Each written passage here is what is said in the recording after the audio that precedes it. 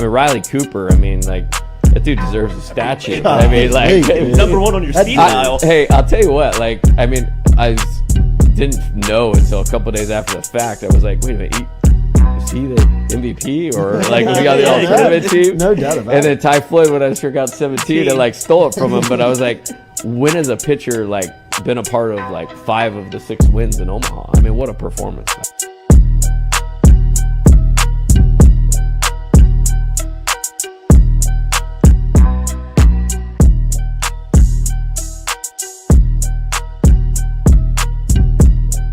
Coach, it's great to meet you. Thanks, sir. Thank you for the time. Yes, sir.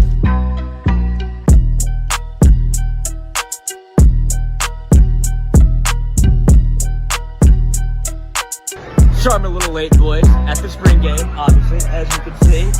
Couple of booze cruises here to do. Let's do it. Cruise. Grand salami to the boys. Finally back on track. And I got another one coming. Don't you think I don't?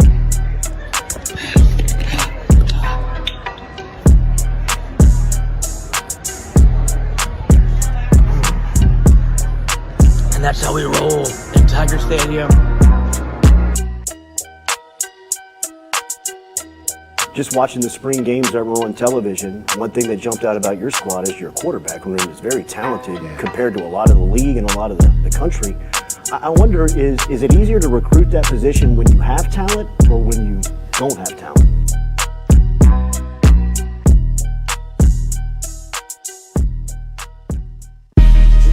Coach Kelly, we're official. Finally, I'm get a telling chance to meet you. Thought I had to get a private audience with the Pope. There's Jordy. Monday through Friday from 7 to 9. Yeah, you see the notification, we about to go live. We got all your favorite guests, we got them in line. It's the Jordy Culotta Show, come have a good time. Tearing up, answering the question, I thought, my God, if she gets offered this job, she's going to take it. It's just a crazy, fun time at LSU right now. Isn't this what everybody loves? From the boot to the east to the west coast, no matter where we at, we live. Open up the phone lines, come and join the show. Make sure you tell your friends about Jordy Culotta Show. Yeah. Let's go! Let's go! All right. Nice start. Big day. Nice start. It's the Jordy Culotta Show, come have a good time. Coach, it's great to meet you. Thanks, sir. Thank you for the time.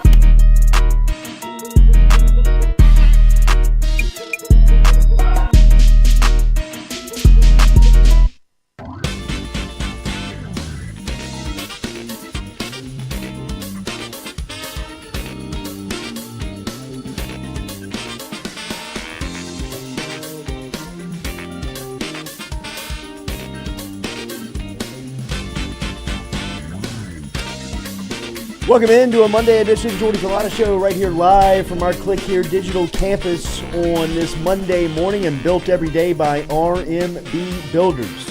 Jordy Culotta, as we are here for this Monday edition on this Monday, you can hit that like button, share button, comment button. Remember, RMB Builders is online at rmb-builders.com, and you can always hit them on Instagram at RMB Builders. All right, we got lots to get to. Hopefully, if you caught yesterday's show, we gave a little bit of an instant reaction on Sunday. We appreciate you being there. As we said, Lloyd is here on this Monday morning. Yeah. We got Stewie here on this Monday morning. We'll be taking your calls and comments for the next couple of hours as we'll get out of here at 9 o'clock this morning. Obviously, we will be reacting to LSU and Alabama over the weekend. The Saints going to win yesterday 24-17. Joey looked good last night on Sunday Night Football as he was moving around. 24-18 was the final last night as Joe Burrow really looked good for Cincinnati. 31 of 44 for 348 yards, 2 touchdowns, but moreover, moving around on that calf. He looks like he is fully healthy once again here in the NFL season.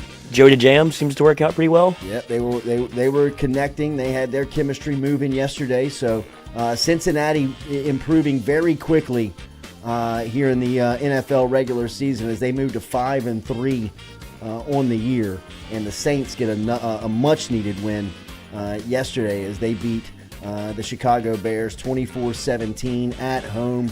Dome looked like it was a great spot, so back-to-back wins for the Saints as they beat the Colts last weekend, beat the Bears yesterday, and then they'll be traveling to Minnesota, who really was the story of the NFL yesterday with Josh Dobbs getting in there and leading Minnesota to a win. All right, so LSU over the weekend falls to Alabama in a very tough game for LSU, as this one did not work out, 42-28, as Jaden Daniels was knocked out of the game on a pretty vicious hit by Dallas Turner that we'll talk a little bit here about as we move on. But being in that game Saturday night, having a chance to make it down to Bryant-Denny Stadium, you could see very early on that LSU defensively was in some trouble. We mentioned the opening drive. LSU was able to get off the field. And surprisingly, the Tigers win the toss and defer to the second half, which I thought was a very bold move, just knowing the firepower that you had on offense and knowing the struggles that you had gone through on defense. But nonetheless, you roll your defense out there on the opening drive of a very rowdy and raucous atmosphere. LSU is able to get off the field and strike offensively. You could not have scripted a better start for LSU. Building a little bit of confidence for your defense and your quick strike offense, starting with some fireworks and putting Alabama on its heels. And after that start, LSU defensively did not stop Alabama one time. They had a chance to get off the field in the third quarter. They were called for a horse collar, Harold Perkins on Jalen Milroe, that kept Alabama's offense on the field. After that, or including that, LSU never stopped Alabama one time defensively. And over the last couple of weeks, we were commenting on if there was any takeaways that you could build on from games like Auburn and Army, where the opponents were down and LSU was out there going through the reps and at least just trying to build some momentum towards this back half of the season. And you were looking for small slices of improvement, and it was all fraudulent. Whatever you saw, Auburn, Army, whatever we talked about here, it was not there. They looked like the same defense from Ole Miss. LSU could not stop Alabama in any aspect of the game. They couldn't tackle. They couldn't defend. They couldn't fill the gaps correctly. I mean, their run fits were off. I mean, it was just defensively. I don't know if you even watch the film on a game like that. Like, I don't know what you would take away from film if you were to go in there and watch what you could build on. I mean, other than consistently being out of position, consistently missing tackles, and consistently not really understanding what Alabama was doing, I don't know why you would even watch the film. Showing bad gap integrity, bad run fits, bad tackling. Yeah, but you could do that every game this season. Yeah, but I mean, like, you just got to do it the latest. The latest and greatest. Yeah. Here's your new hit. Like, here comes your greatest hits. You just added another album to the catalog. Right. And if there's any, it's the one thing that LSU has, it's been their make or break on defense is what they've done on third downs. And you give up 11 of 14 conversion rate on third down to Alabama. You're not going to, if you can't get off the field, you're not going to stop anybody. You can't consistently, 11 of 14 is insane. Yeah. Like, you have to almost try on third down to not get off the field. To that offense is very insane. That doesn't have, like, they don't have an identity yet. And you knew that you were going to get a healthy Milroe that was going to want to run the football. But to know that that was going to be the plan, and they still did it, And you just, I guess, raise your hands and go, well, hopefully the offense can keep up. And then you lose your quarterback for an entire quarter, and there you are, down 2 scores. Well, and, the biggest thing that has haunted LSU, especially on the defensive side this year, has been their inability to adjust inside the game. I mean, there has not been any in-game adjustments. It was very obvious early on in the game that LSU was trying to cover up their defensive backs, right? I mean, they were over the top helping. They were making sure nothing was getting behind them. They were trying to take away the deep ball. And once Alabama recognized that was the plan, and Milroe understood that he can just run, they never adjusted to what he was doing. And I mean, we can talk defensive backfield, and we can talk about the inexperience, but for the most part, those guys played okay. I mean, good enough for you to be able to put together a plan and try and compete on that side. But, I mean, after Milroe is running all over you, he's still doing it in the third and fourth quarter. There was never any in-game adjustment to being able to get out of something and make a scheme for what was happening on the field. I mean, it was lost on LSU on how to adjust, stop, and try and compete defensively, because that was as bad as a defensive game as LSU has played. And, I mean, when you say that out loud, I mean, that's including Pelini's group. That's including everything you've seen this year. I mean, it was abysmal how bad they were. They couldn't stop anything. The worst of the worst. And I think that there has to be some true conversation of where is the player development first and foremost. Like the recruiting discussion, I think that's going to have to be really addressed with some intensity as soon as the season goes final, or if you can start doing that now, because the way that you're falling behind and the time that you are kind of moving into the future that this is going to cost you continues to rack up, continues to just accumulate. And if you do not fix the recruiting problem of what LSU has right now, specifically on the defensive side of the ball, this is going to be the LSU that Brian Kelly leads for the first part of his tenure here at LSU. I mean, this is something that they've got to get figured out today, yesterday. And until they do, you could really bring in any coach, name them, name a defensive coordinator, Dave Aranda, and he's not going to be able to fix ultimately how bad they are on the field until they improve and commit to the personnel issues that they have. They are far behind Alabama, Georgia, these teams that we regularly compare LSU to from a program standpoint.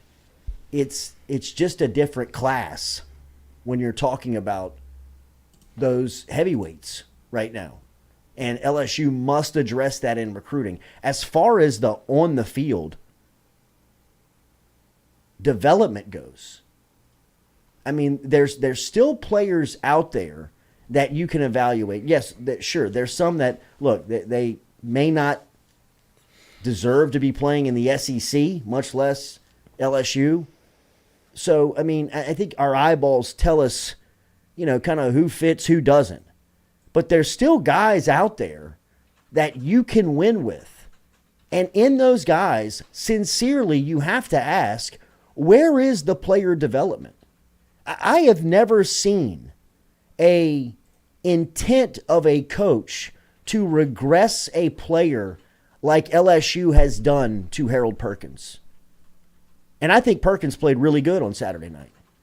And what's happening to Perkins is that they're just putting him in this position, and he's got to go out there and he's got to play, right? And he's just, cream rises to the top. I mean, at some point, the best players are going to stand out, and he's one of the best players on the field. But he's so out of position.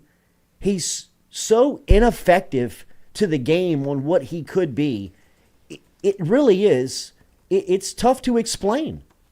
It's hard to fathom how they've taken one of college football's great players and put him out of position like Matt House and his defensive staff have done to Harold Perkins. And you could argue, well, it's a lack of personnel. Yeah, it could be, but I still think traveling to Tuscaloosa and getting beat by a quarterback who's running all over the place and Whit Weeks stands and watches that game, that's a fireable offense.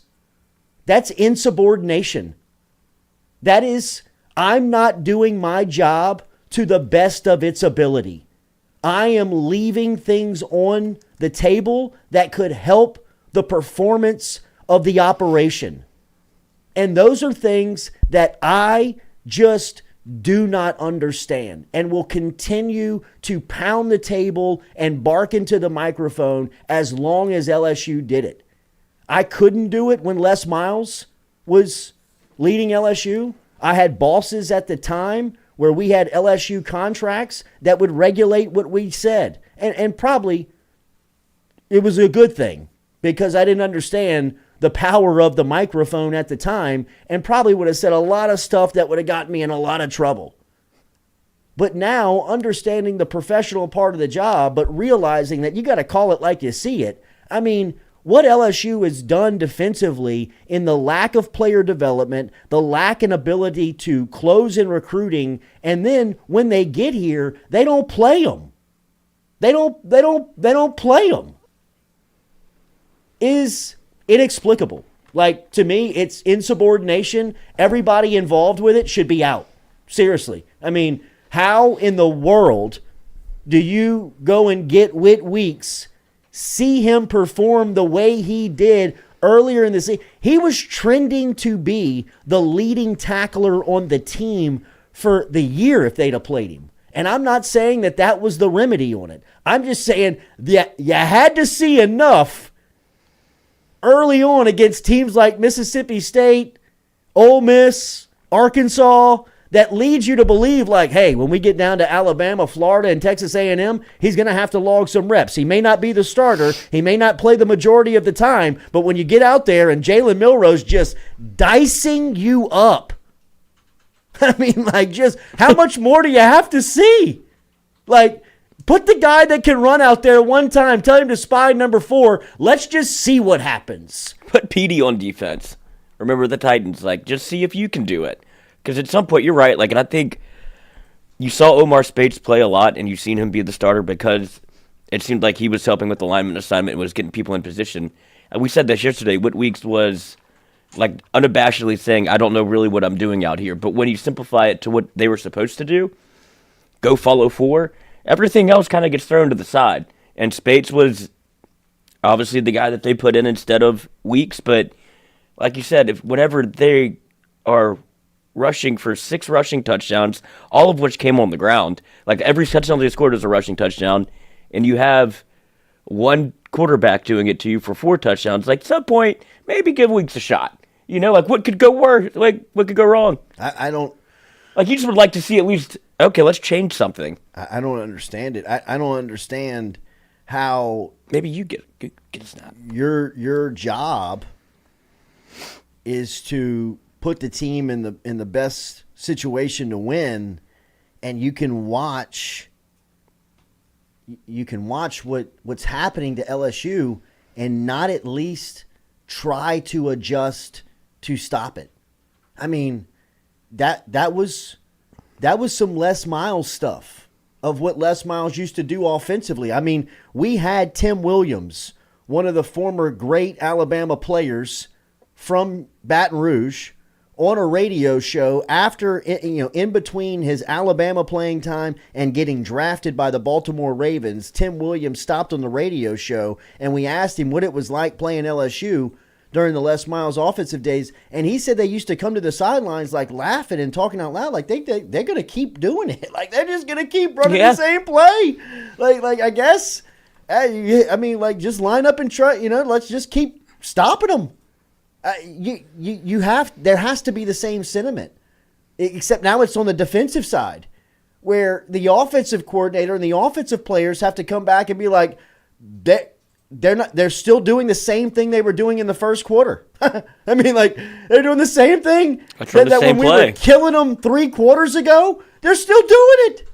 Like, there's no adjustment. There's no new player. There's no... What are you doing? Like, what do you do? Right? I mean, again, there's no profession that tells you they work harder and more than coaching. I would have an argument with watching LSU's defense. What do you do? Where is the work? Where's the adjustments? Where's the preparation? You didn't think Jalen Milroe was going to run? You didn't watch the Ole Miss tape of Alabama? The last time they played an offense that they were threatened by, that they knew they couldn't keep up with, that's the last time Jalen Milroe ran. That's the last time they played ball control, clock control, keep away. 16 carries. You don't think that they were going to do that to the number 1 team offense in the country and try and keep them off the field? Especially when they come out striking and nobody says anything? Like nobody, hey, don't worry about protecting the back end. They're not throwing the ball deep right now. They're cutting you up throwing the ball. Bring everybody up. Put a spy on Milroe. Make sure he can't run. Well, they might hit us over the top. Make him do it. Like, if he does it, then adjust again. Like, that's the game within the game. It's crazy that we're, like, talking about it in an explanation type scenario, but when you watch LSU play, it's like, did you talk during the game? Are the headsets on? What's being discussed? Did anybody at any time say, hey, the quarterback's killing us running the ball, maybe we should adjust and get out of it? Is Weeks here? I mean, does anybody see 40? Yeah, he's right here. Well, put him in the game. One time, like one series, see what happens. Hey, Weeks just got shoved back to the goal line from the 30. He's out of place, can't see it. Good, get him out. But at least you know. You know what I mean? Like, at least you know he wasn't ready for the stage. Or, hey, Whit Weeks is in there. He's performing like he did 4 weeks ago when he looked like the best player on defense, and we got a shot now. Milroe's not cutting you up like he was the first 3 quarters. I don't know, man. You know, like, LSU is so far behind defensively that... What could he do? Like, yeah, I don't. You can go get Aranda. You can go get Belichick. You can go get, name them. Name the top defensive mind on the market right now. And Brian Kelly has done this before. I mean, Brian Kelly is a guy that hired Clark Lee as a defensive coordinator. He's a guy that's hired Mike Elko as a defensive coordinator. He's a guy that's hired Marcus Freeman as a defensive coordinator. He understands what good defense looks like. I mean, Lee, the head coach now at Vanderbilt, Elko, the head coach and one of the hottest names in coaching at Duke, and Freeman's the head coach at Notre Dame. So he knows what good defense looks like. To the contrary, he's got to know what bad defense looks like, right? Because this is the worst LSU defense I can recall. See, at least in 20 with Pelini, there were some, like, they were trying to improve. They were plug and play and pull and pushing, you know, like just trying to keep in the pushing different buttons. strategies, yeah. Right. Yeah. Like, I mean, like, look, you know it's no good, but just trying to get back with every, you know what I mean? Like, we're trying something else. I mean, every single week you show up, you unload the bus, and it's the same product. It's the same people. It's the same scheme. It's like, hey, this doesn't work. It doesn't work. It doesn't work.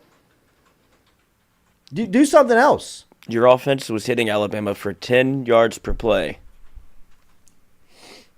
And it didn't matter. because your defense is historically bad. Lamarcus Gayton makes a good point in the chat. Sage Ryan was turning his whole body around on out routes. Like not backpedaling and driving on that route. He is backpedaling, Chasing. turning his completely body back to the football, then trying to break on the route. And that's technique. That's coaching stuff. Like, if you want to see technique and coaching and development, that's it right there. That's what they're teaching him. I mean, I'm watching college football on Saturday on the way down there to Tuscaloosa. And shout out to my friend Nick Richard over at Go Chevrolet with the comes through with the Chevy Blazer. Places things like couch on wheels. It was a great ride to Tuscaloosa. Compliments of our friends over at Go Chevrolet. The old Barbera Chevrolet in Napoleonville is now run by Go Chevrolet. Go see our crew down there at Go. But we had, Lil Jay and I are watching tons of college football on the way down there. And everywhere I look, there's Louisiana kids making plays on Saturday. Everywhere I look, I mean, Jacoby Matthews has a scoop and run out against Ole Miss off of a blocked field goal. Edgerrin Cooper, the linebacker for A&M from Covington High School, is probably the leading candidate for the Butkus Award right now, the A&M linebacker. The guy is everywhere. I mean, I am looking around in recruiting, and it's like, how in the world is LSU missing on these kids? And again, like, I have pounded the table and have really been steadfast on how bad Brian Polian is at his job. And it's tough to fathom that Brian Polian was the recruiting coordinator at LSU. I mean, that is, you want to talk about skiing over your skis, man. I mean, like, that is a job that is way to go back to Notre Dame, buddy. To Brian Polian's credit, Edgerrin Cooper is class of 2020, so they were not here when Edgerrin Cooper's recruitment was going on. Fine. The recruiting as a whole, but I understand what you're saying, over the last 2 years is really the reason why they're in this jam. And if they don't get out of it with putting the right coaches and the right people in place, they are setting themselves back like legions of years. I mean, like, it just from the SEC standpoint, it just, the way you're going to be able to keep up is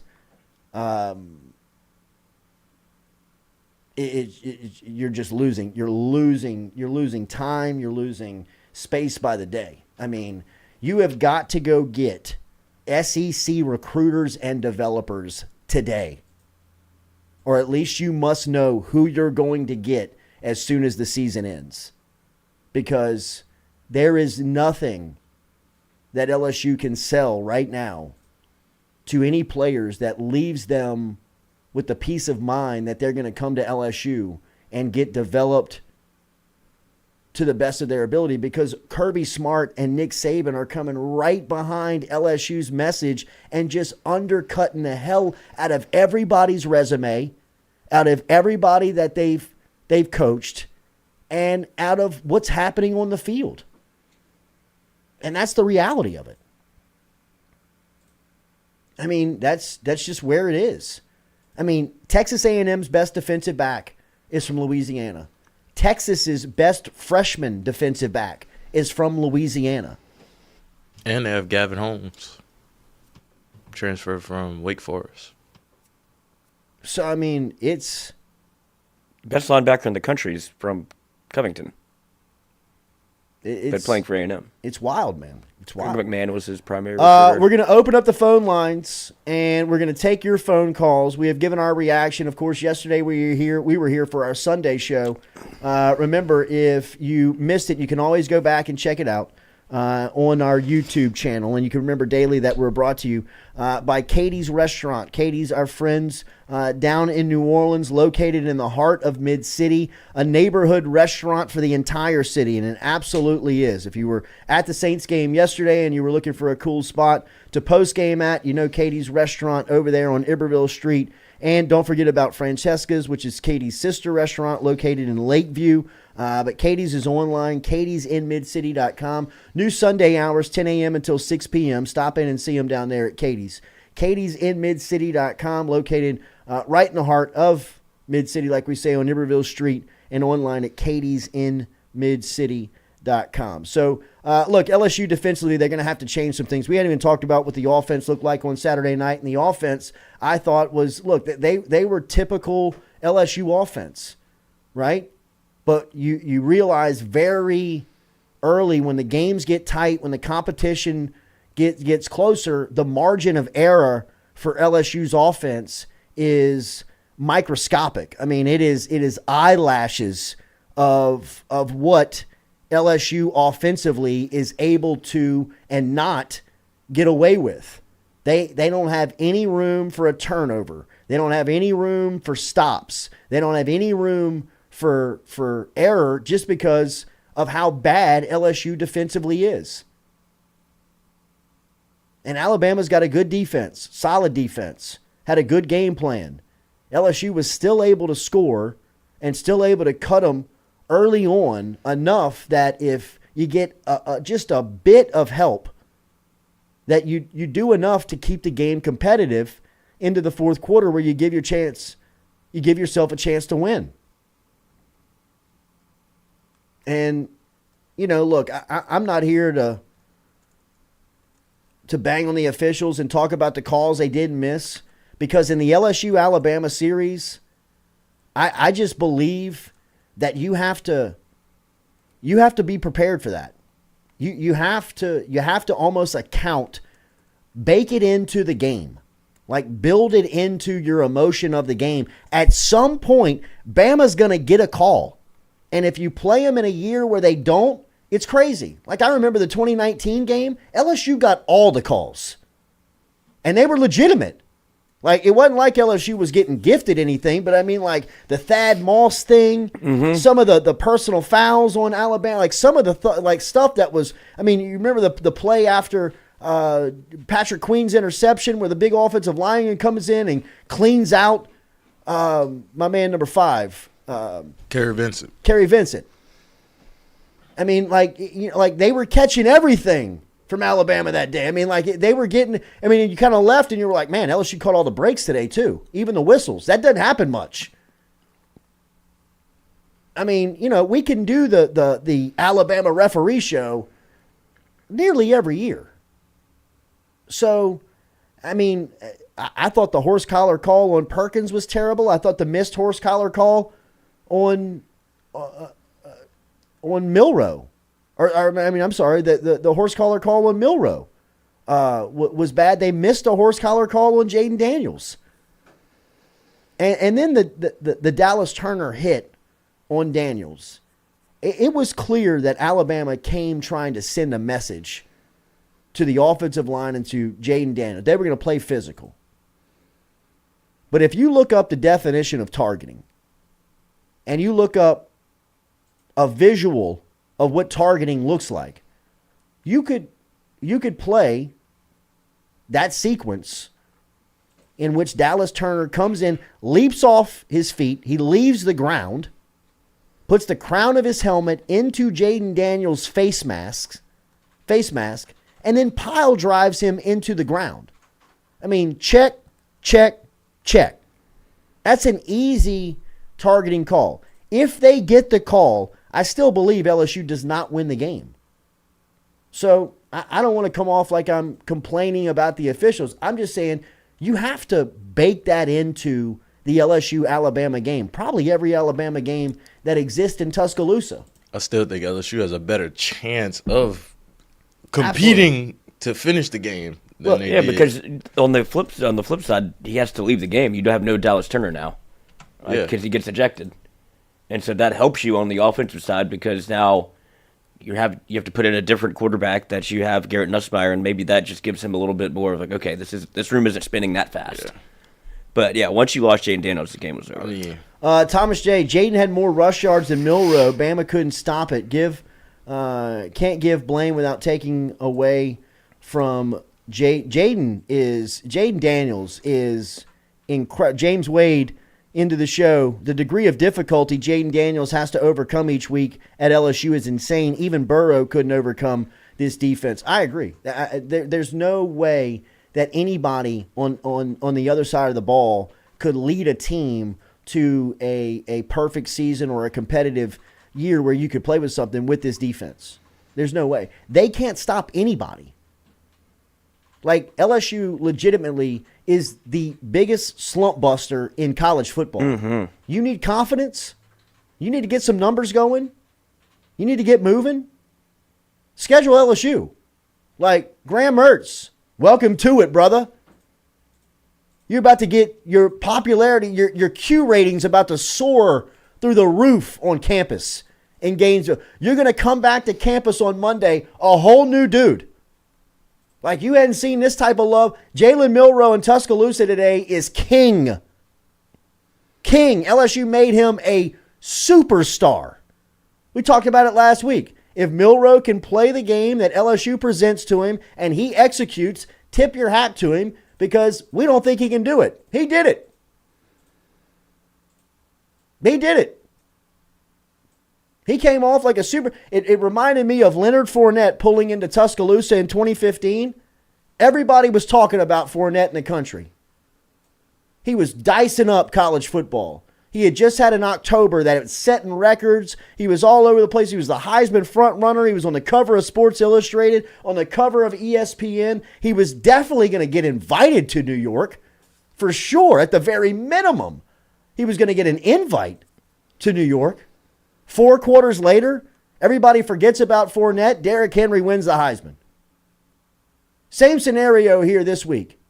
Everybody in the country is talking about LSU's high-flying offense, Jaden Daniels. Best quarterback in college football. Look at the numbers. Look at the weapons. Look at the execution. 4 quarters later, Jalen Milroe, king of the league. Forgotten guy, Jaden Daniels. And that's a damn shame.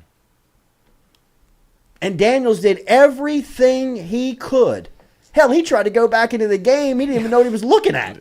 Coach, I mean, I just know I'll play quarterback. But if you watch that game as just a casual college football fan, and you don't come away thinking number 5 is the best player in the country.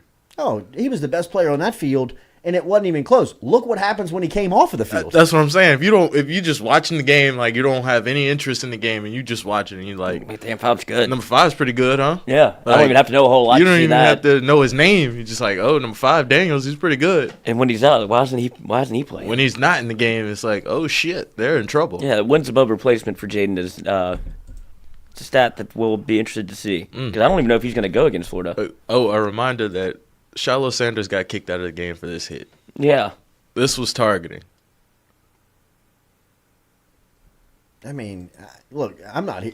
There's no debate on whether or not it was targeting. That's what I'm saying. There's no. We can debate the Devin White hit in 2018 on the Mississippi State quarterback on whether or not that was targeting.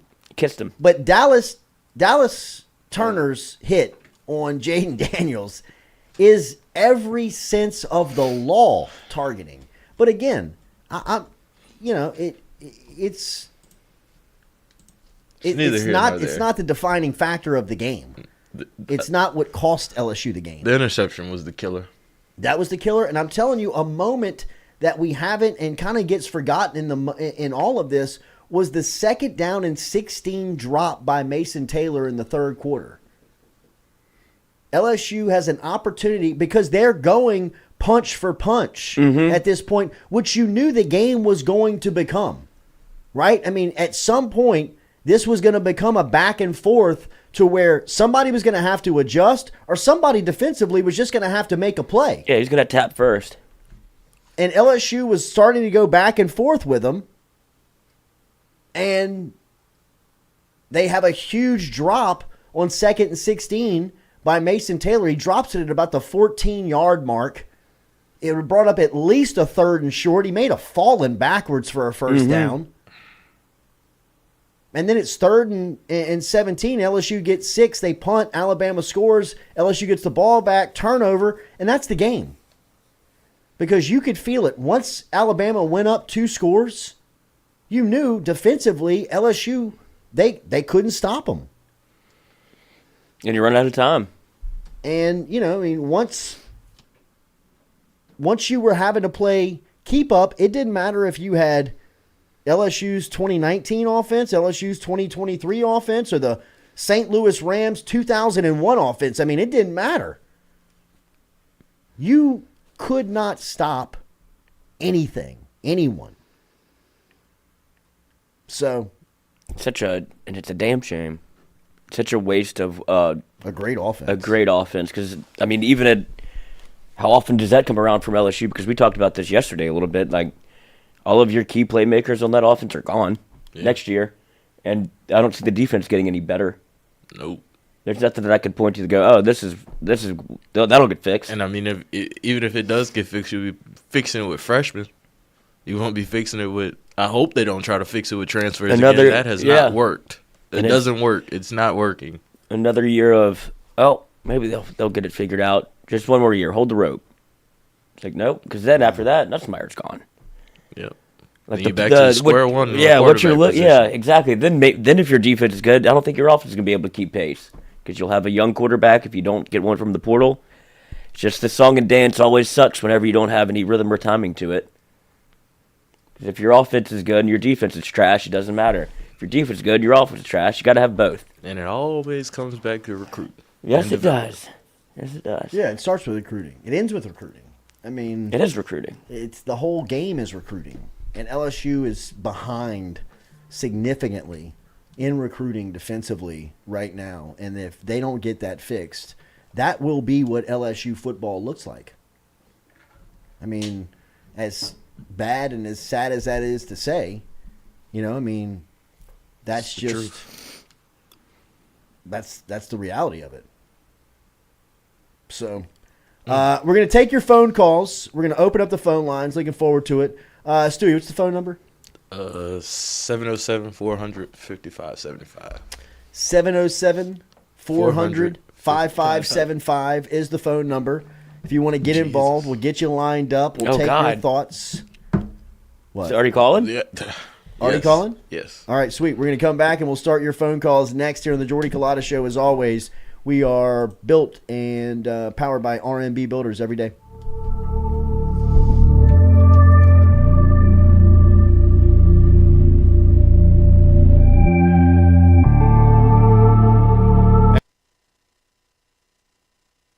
Red Stick Sports, a local staple in Baton Rouge to all sports fans, was founded back in 1981 and has remained a family business for over 40 years. Today, they still have the great selection on the floor, but they're also a leader in custom apparel for businesses, sports teams, and other groups. Take it from us, everybody over here at FM Digital Media. They help us out with all of our apparel. Let them help you out today. Go ask for Cody over at Red Stick Sports. Check him out online at redsticksports.biz. The Jordy Culotta Show is brought to you by A-Bears Lawn Maintenance. Commercial or residential, A-Bears Lawn Maintenance is ready to work. A-Bears can tackle all your homeowners association requirements. Call Blake at 225-485-8022. A-Bears Lawn Maintenance. In a wreck, Gordon McKernan Injury Attorneys is ready to go to work for you. Come meet your team. I'm your intake specialist. I coordinate your case and connect you with your attorney and paralegal. That's us, your legal team. Thanks. And we'll fight to get you every dollar you deserve. I'm your settlements and disbursement manager, and I'm here to get you paid on time. I'm attorney Gordon McKernan. Put our team to work today. Just call us. Get it done. Hey Tiger fans, when you're traveling through Natchez, Mississippi, make sure to visit Tom and Wright Granning at Go Mart and On The Go Deli, where you can fill up your tank and your belly. Go Mart has clean restrooms, community coffee, an awesome beer cave, and a great selection of anything you may need on your trip. Located at 4 Sergeant Prentice Drive as you're entering Natchez on the left. Also stop by Wardo's Po' Boys at 309 North Broadway on the beautiful Natchez Bluff, where the Po' Boys are so good you'll swear you're in Cajun country. At Auctioner, we know healing is a team sport. That's why we've partnered with world-renowned orthopedic surgeon Dr. James Andrews to create the Auctioner Andrews Orthopedics and Sports Medicine Institute. Whether you're a professional athlete or a weekend warrior, our team of specialists are dedicated to getting you back in the game. So whatever your reasons are for reaching your personal best, we've only got one. You. Ochsner Andrews Institute. Long live you.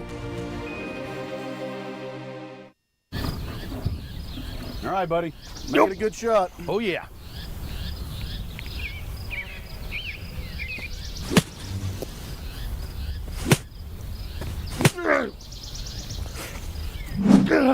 Sticking the roof in. For a hole in your roof, for a whole new roof, go roof. Roof, roof, go roof. Hey, Greg, the roof up? Roof's up. Roof's up. Roof's up. Roof's up? Roof's up. Roof's up! Beautiful roof every single time. True. True.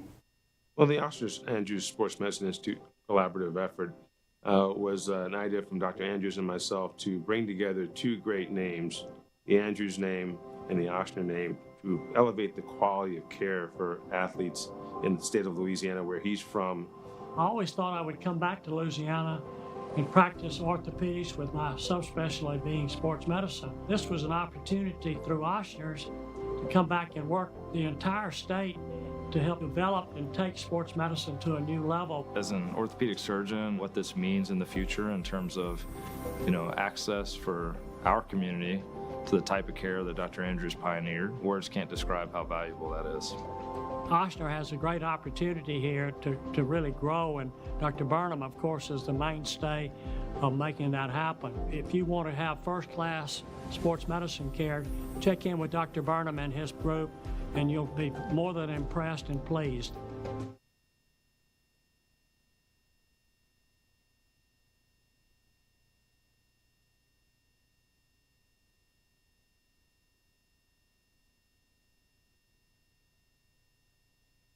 Hey, Chino. Cut my headphones up, bro. Yeah, right there. Now I'm focused on getting deposits. Evil in the way, now I'm just driving around it. They said I need a soul searching, I already found it. I unlocked my other side, now I'm sounding astounded. Drive by and let it ride like a whip in a Tesla. Pressure never fades. All right, shout out to our guy, Cordell Music, who has put together not only the intro for our show, but some bump music that's making the show sound a lot better. We appreciate him. Very talented. You can find his stuff on Apple Music right now. He's a great supporter of our show, which we appreciate greatly, and we'll continue to support him for as long as we're on. We appreciate his work. All right, let's get to the phone lines. As always, you know the drill here. Have a take, don't suck as soon as we let you in. We assume you're doing good. Assume we're doing good. We can hear you if you can hear us. So once you hear us, roll. What's your name? Where you calling from? Have a take, don't suck. Welcome to the phone lines here on our Click Here Digital Campus. Who we got? Jordy, it's your boy Wade, man, from Ruston. I'm in Houston, baby. Wade, what's happening, man? Not the LSU defense. That's right. Anyway. That's right. I mean, Jordy, come on, man. Now, Jordy, back from the mid-2000s, right, the 2014 and 15, even the game that we lost at home 10-0, right, where our offense can do nothing, I was more proud of that team because we looked like the LSU Fighting Tigers than what I saw Saturday night. Your thoughts, Jordy? I mean, that game was fantastic. That's one of the best losses I've seen LSU play. Right! Really. I mean, the 10-0? When I thought Duke Riley scooped it up, Yeah, I mean. It was a fumble. It was. Right! But, I mean, yeah, that was just competing. Jordy, 3rd down and 15, right? Alabama got 3rd and 15. Anybody with a pulse and a heartbeat knows that he's not going to throw the ball for 15 yards. 5 seconds later, 17-yard rush, first down. I mean, have you ever seen the LSU defense that was scared to tackle the quarterback? They don't want no parts of it, including Percolator. I love the deal, but hey, this is Tell the Truth Monday. First sold out a couple times, too. And don't let me talk about Sage, Ryan, and Mason Smith. Anyway, y'all can talk about, no, they kids. They getting our air, baby. They getting money. But anyway, man, I'm going to tell you, though, Jordan, I'm going to let you go. y'all better not never say another mumbling word about JD5. Yeah. I feel sorry for the guy. It almost felt like Mettenberger when he went down, trying to get up, living off the field, man. JD5, I wish it could have turned out better for you. Jordan, at least I got Russian high school football. Let's go, Bracket! Wade from Ruston via Houston. We appreciate that very much. Back to the phone lines we go. They hung up. Continue to call in here got some now. voicemails, though. 707-400-5575. If you don't get in, you can leave a voicemail, and we will play the voicemail for you. If you have a take and you want to just get your take in, you can get it in through the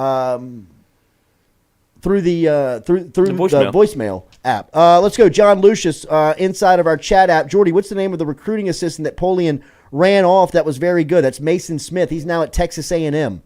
He is now at A&M along with a couple of other LSU staffers that were in that recruiting department that know how to recruit Louisiana. That Polian got rid of. All right, let's go. Back to the phone lines we go. 707-400-5575.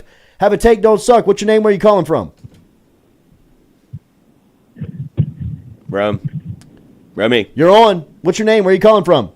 Hey, this is Chase from Hammond. I got three things. One, Matt House has always said he wants to go back to the NFL, so he should have never been at LSU in the first place. Two, your recruiting is absolutely awful on the defensive side of the ball, so the entire defensive staff needs to go. Three, after you do those two things, you go out and you hire Travaris Robinson, DB coach from Bama, and you get him to fix DBU, you get him to fix the defense. That's how you fix it. Thanks. Great call, Chase from Hammond. That is a blueprint on how calls should be done here on the Culotta Show. I agree with him.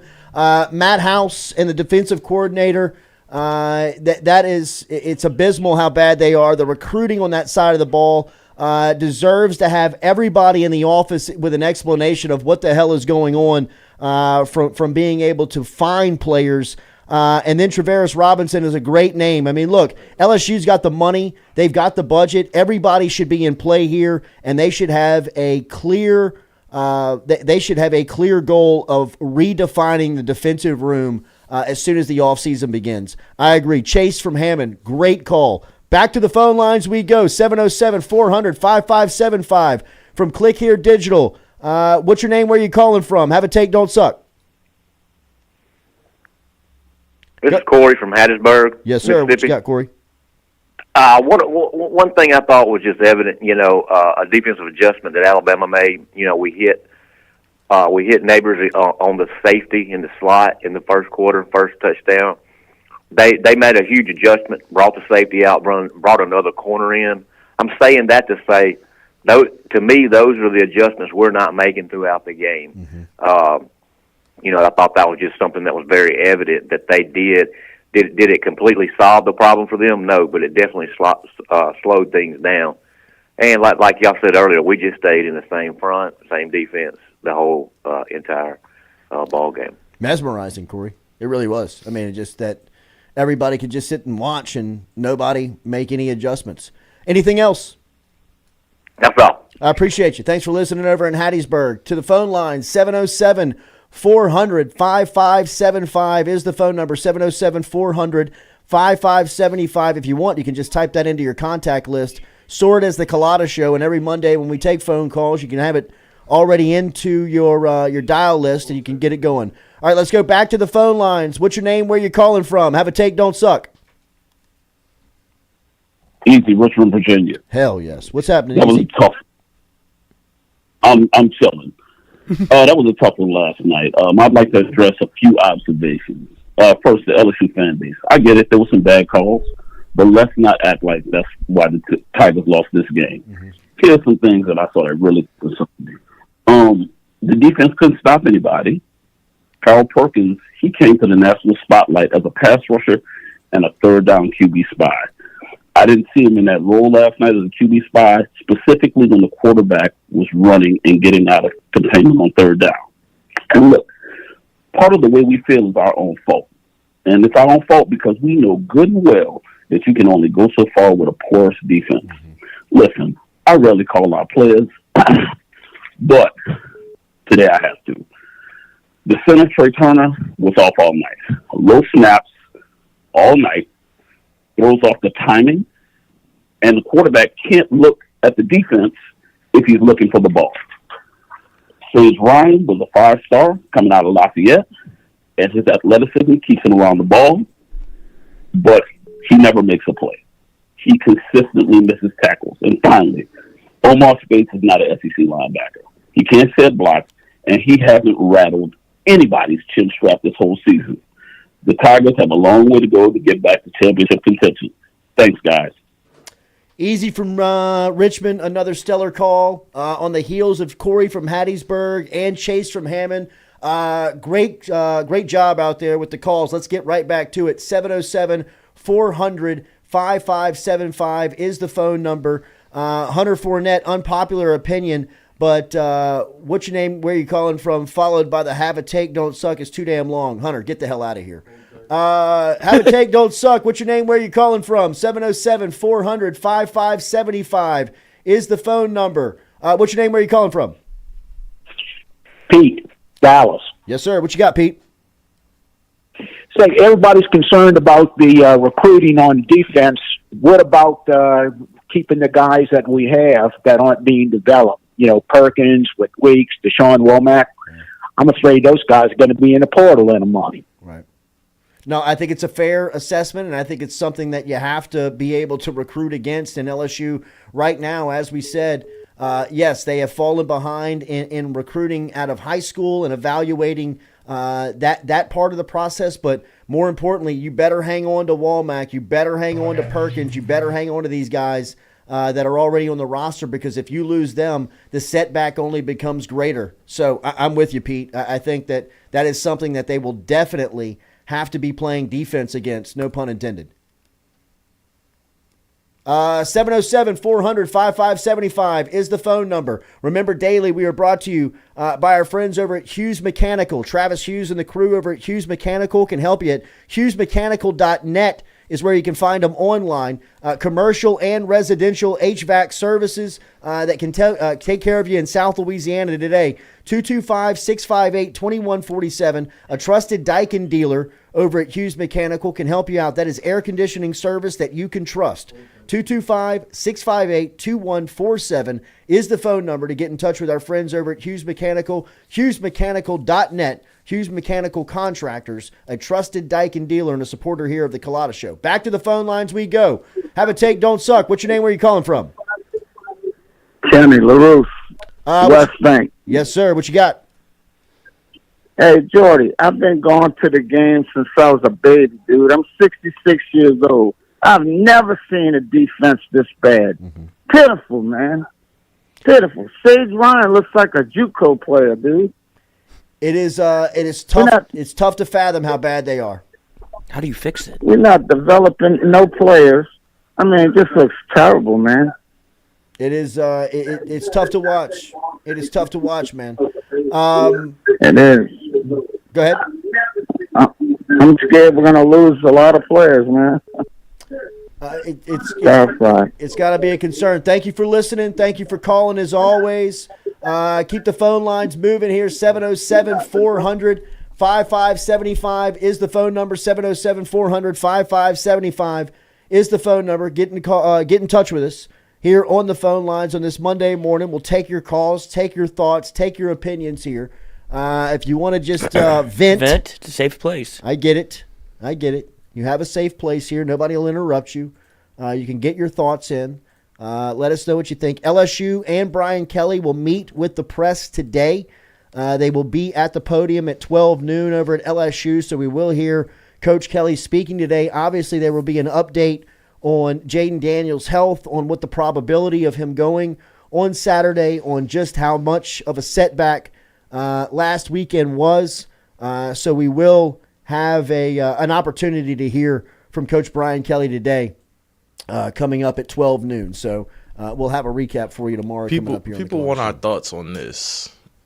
But what people don't know is Mason Taylor and Dallas Turner went to high school together. Yeah. They are high school teammates. They're probably friends off the field. like I tell people always ask me, like, do you think the players are, like, beefing? I'm like, no. Most of these kids either play 7-on-7 together, against each other, went to camps together, went to high school together, or some type of relationship before they play football and line it up on Saturdays. So, yeah, regardless of the outcome of the game, they're going to talk to their friends after the game. Sorry. It's not that deep. It's not. No. And it's a damn football game. And how many times have we seen LeBron or professional athletes, do the jersey swap after NFL games or take the pictures after NFL games? I mean, look, deal with it. Yeah. Sorry, it's not what Get over it. Sorry, it's not the it's not the Roman Coliseum where it's blood sport. Get in touch with us, 707-400-5575.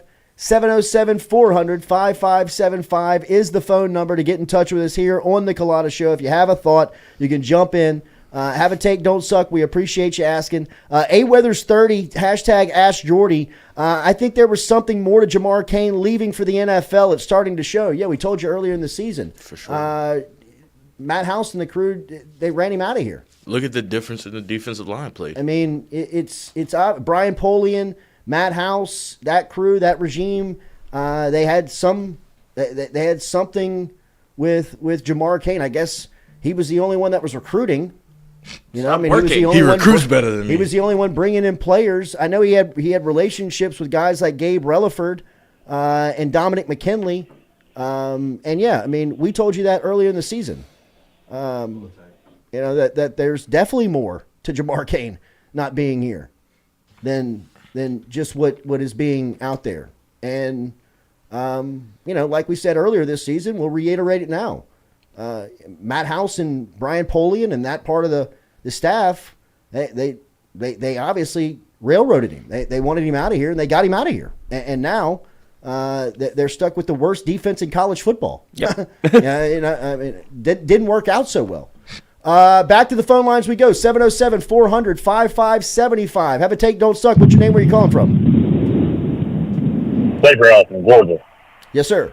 What you got? Man, watching the game last night, man, or Saturday night, man, it's terrible, man.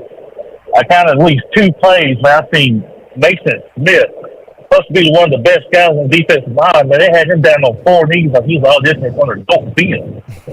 I mean, you're supposed to be one of the best guys in the SEC. Where's the aggression at, man? The toughest thing I've seen them do all night is talk crap to the kicker. And Harold Perkins, he's supposed to be the best player in the nation, and he's missing open field tackles. When we come out of the half 35, when we go up and score, 28-21, and you got Williams running down the middle, and Harold Perkins is down there his leg, man. Just hit the guy straight up. Ashton Stamps as a freshman made a better tackle on Jalen Milroe than anybody else did all night long. Yeah, it's true. It's true. That's all I got to say though. Now, I appreciate your time. Thank you. Appreciate you listening. Stamps did not play enough. He didn't play enough. I mean, just because you see Sage Ryan struggling.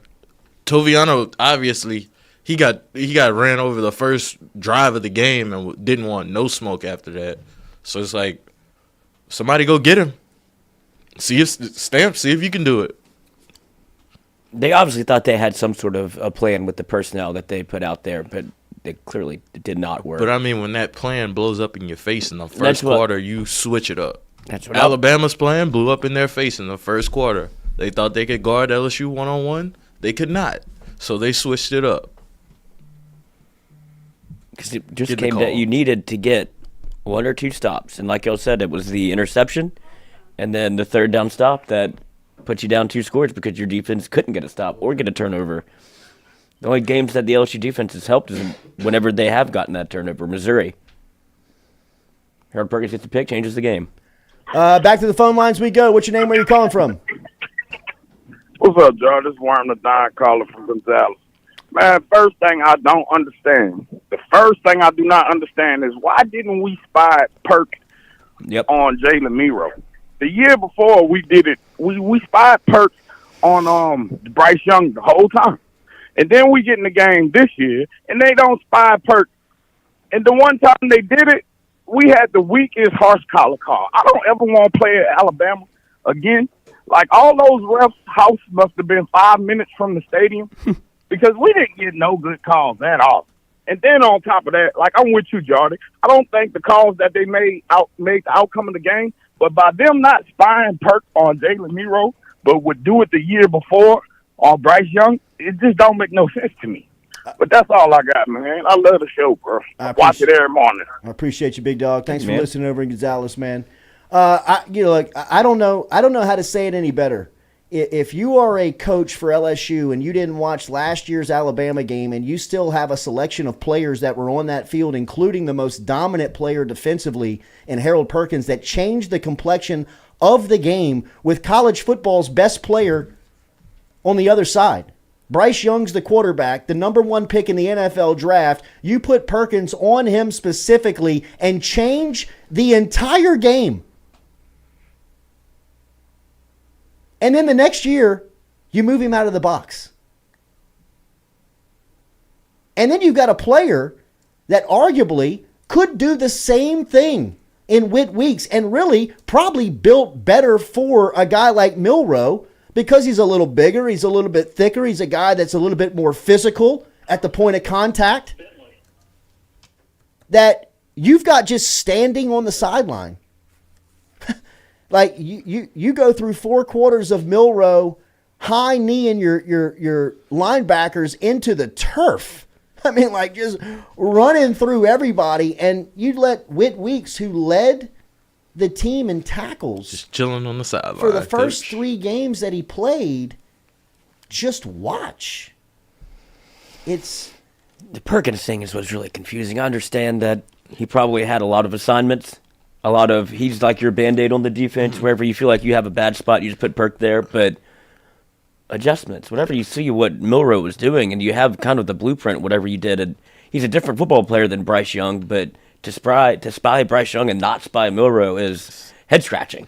You ran it 20 times. Like Jordy said, that's a fireable offense. Yeah. If you just look at, or do you you look at Jalen Milroe's tape and you look at Bryce Young's tape and you say, I'm gonna spy him, and not spy the one that is literally a runner and not a thrower at all. And that man threw a ball 15 yards in the stands on a wide open. The receiver he could have walked in the end zone, and he threw it 15 yards in the stands. Mm-hmm. And you said, "Oh no, we don't have to spy him." Worried about getting hit over the top. But for what? He didn't hit you over the top one time. They were running out routes. Like that's it. That's where I wonder if maybe they had a different game plan going in for quarterback run, because Brian Kelly talked about it. He's like, yeah, we were prepared for this, or thought we were. And I don't know, maybe they thought spying wasn't the best answer for what they wanted to do. I don't know, because it was a lot of designed runs, not really spying quarterback, off schedule. It was a lot of designed. We're going right at you. And LSU just parted the sea. But I Score. think, But I think you are right. Like I think they just put too much on Harold Perkins' plate. Like they try to make him every play he has to worry about covering somebody, making a play behind the line, or making a sack. Mm-hmm. And it's like, I mean, I'm only one man on an 11-man defense. Like it make me do one thing. Well, it seems like you're only player. He is, but I mean. So that's why everybody's pointing at him, like, well, Harold Perkins has to do something. Just because he's the best player on the defense, like, you can't fix 10 other people playing bad football. Right. Exactly. Like, there's 10 other people out here that got to do their jobs just as I do my job. And Perk flashes. Like, if people are saying he had a bad game, the reason that he missed, if you want to say he missed some tackles, he's the only one putting himself in position to make a tackle. I'll count 2 missed tackles on Perk. He had 8 total tackles, 6 solos, a sack. Like a tackle for loss. Yeah, the man what more do you want? Yeah. You want a pass breakup and an interception? Yeah. I mean, I would have wanted that Forced too. fumble? No, you get a horse collar instead. Yeah. Have Merry Christmas. Happy New Year. All right, back to the phone lines. We go. 707-400-5575 is the phone number. What's your name? Where are you calling from? This is Bentley from L.A. Hey, Bentley from L.A. What you got? Oh, man. Hey, y'all think all those missed tackles and not filling the gap, is that due to not going live during the week in practice like it used to be? Well, I think there's a portion of that's a problem, but they started to go live a couple of weeks back to try and to try and remedy this. I really believe that there is a part of that is the problem. I think it comes down to the players more, Bentley. I really do. I think. Yeah, typical. Yeah, that's hey, give Frank Wilson the keys to the bus and just let the man go to car, Destrehan and St. Aug and just tell him to load up. I agree. I think that internally, I think that is beginning to take shape. I think that there's a recognition of, hey, you gotta have somebody in place who knows what it looks like, knows what it feels like, knows how to get it there, and Uncle Frank has a lot of skins on the wall. So I agree with you. I think that is underway as we speak, Bentley. Well, and nothing shows it more than when Dallas Turner just killed the best player in the nation, and there was no repercussions. I mean, that happens in the Miles era. Homeboy is looking out of his ear hole the next two plays. It's true. That tells you all you need to know about the team. I agree. We were saying that a little bit yesterday on our Sunday show. When he got hit, nobody reacted. Nobody. No. Campbell just watched him and just turned around. Didn't even try to help him off the ground. Just like, hey, we'll get you on the next one. It was I agree. It was the same type of thing we talked about earlier in the season when he got hit by the LSU bench, right? And nobody really jumped up. So. I think that there has to be an evaluation of that. There has to be some type of internal discussion about the mentality and the makeup of the team. And not that you want – look, man, it's not as if you're saying you want a bunch of, inmates. It's just saying you have to have some type of edge to you. You have to have some type of competitive drive to you that is protective of the program. And that is the type of stuff you just don't have it. I agree with you, Bentley. Yeah, you got to have some dogs out there at some point. Right now, I'd like to see maybe one or two personal fouls from the defense. It made me feel a lot better watching it for sure. That's right. No, I agree. I agree with you, man. All right, fellas, have a good one. All right, man. You too. Thank you for listening out in L.A. Let us take a quick break. We'll reconvene for the second hour and continue your calls here. Continue to dial us up, 707-400-5575. We're live here from Click Here Digital. We'll be back with more of the show right after this. Come back with us. May bend but never break. Your cloth is legit. When you return in rare form, they all gonna be sick. You ever seen a living legend? Just know that I'm it.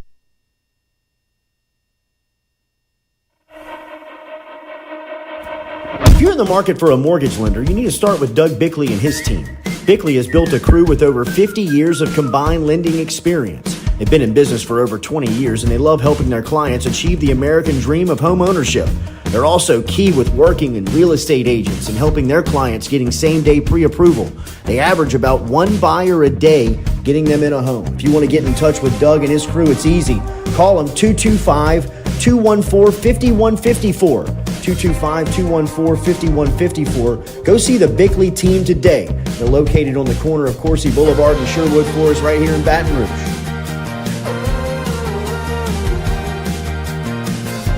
What's up? What's happening? Chilling with a couple of cool guys. You? Chilling and watching some tube. Hold on. Did you do it? Hold on. Did you do it? Roof's up. Hold on. Roof's up. Roof's up. Roof's up. Hold on. Hold on. Hold on. Beautiful roof every single time. True. At Auctioner, we know healing is a team sport. That's why we've partnered with world-renowned orthopedic surgeon Dr. James Andrews to create the Auctioner Andrews Orthopedics and Sports Medicine Institute. Whether you're a professional athlete or a weekend warrior, our team of specialists are dedicated to getting you back in the game. So whatever your reasons are for reaching your personal best, we've only got one. You. Auctioner Andrews Institute. Long live you.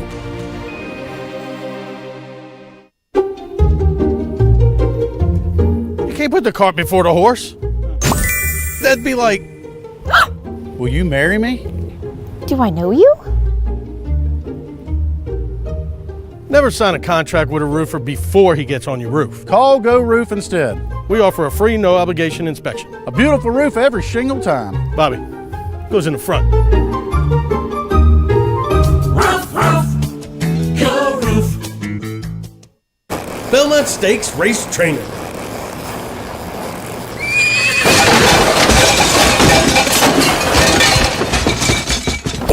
sticking to roofing. Roof, roof, go roof. Kentucky Derby training.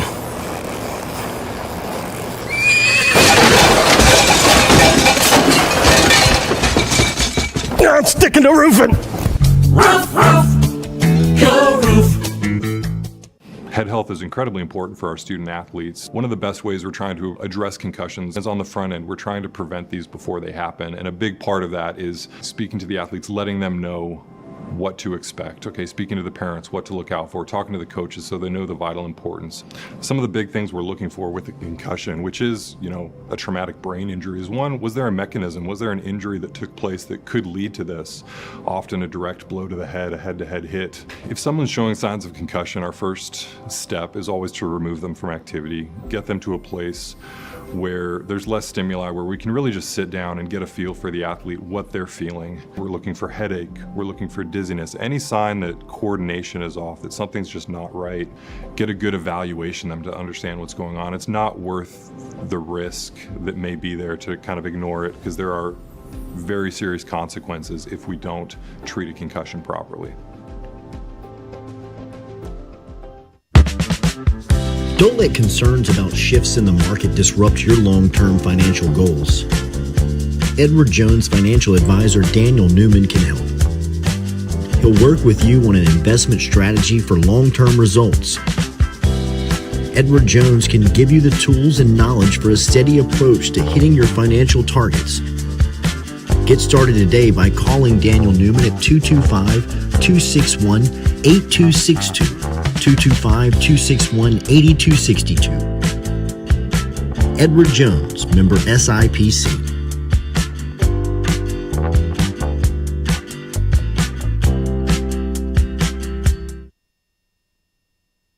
Slow grind like IT, just know that I'm it. Now I'm back up in my bag, I'm giving them fits. Bounce the bat like John Morant, you know that I'm lit. Making plays like welcome back here. Jordy Culotta Show live here on this Monday morning, recapping and reacting to LSU's loss over the weekend to Alabama. Remember, Brian Kelly will be meeting with the media today at 12 noon. You'll be able to hear that. We'll have the recap for you tomorrow with the sound bites cut up. As we always are, remember our friends over at Barker Brothers Plumbing and Works reminds you shit happens over at Barker Brothers Plumbing and Works, and when it does, you can get in touch with them directly. Whether you're in Baton Rouge, whether you're in Plaquemine, where they are directly, you can get in touch with Barker Brothers Plumbing and Works as they can help you out with all of your residential and commercial plumbing needs. All right, to the phone line, 707-400-5575 is the number. Open them up here. What's your name? Where are you calling from?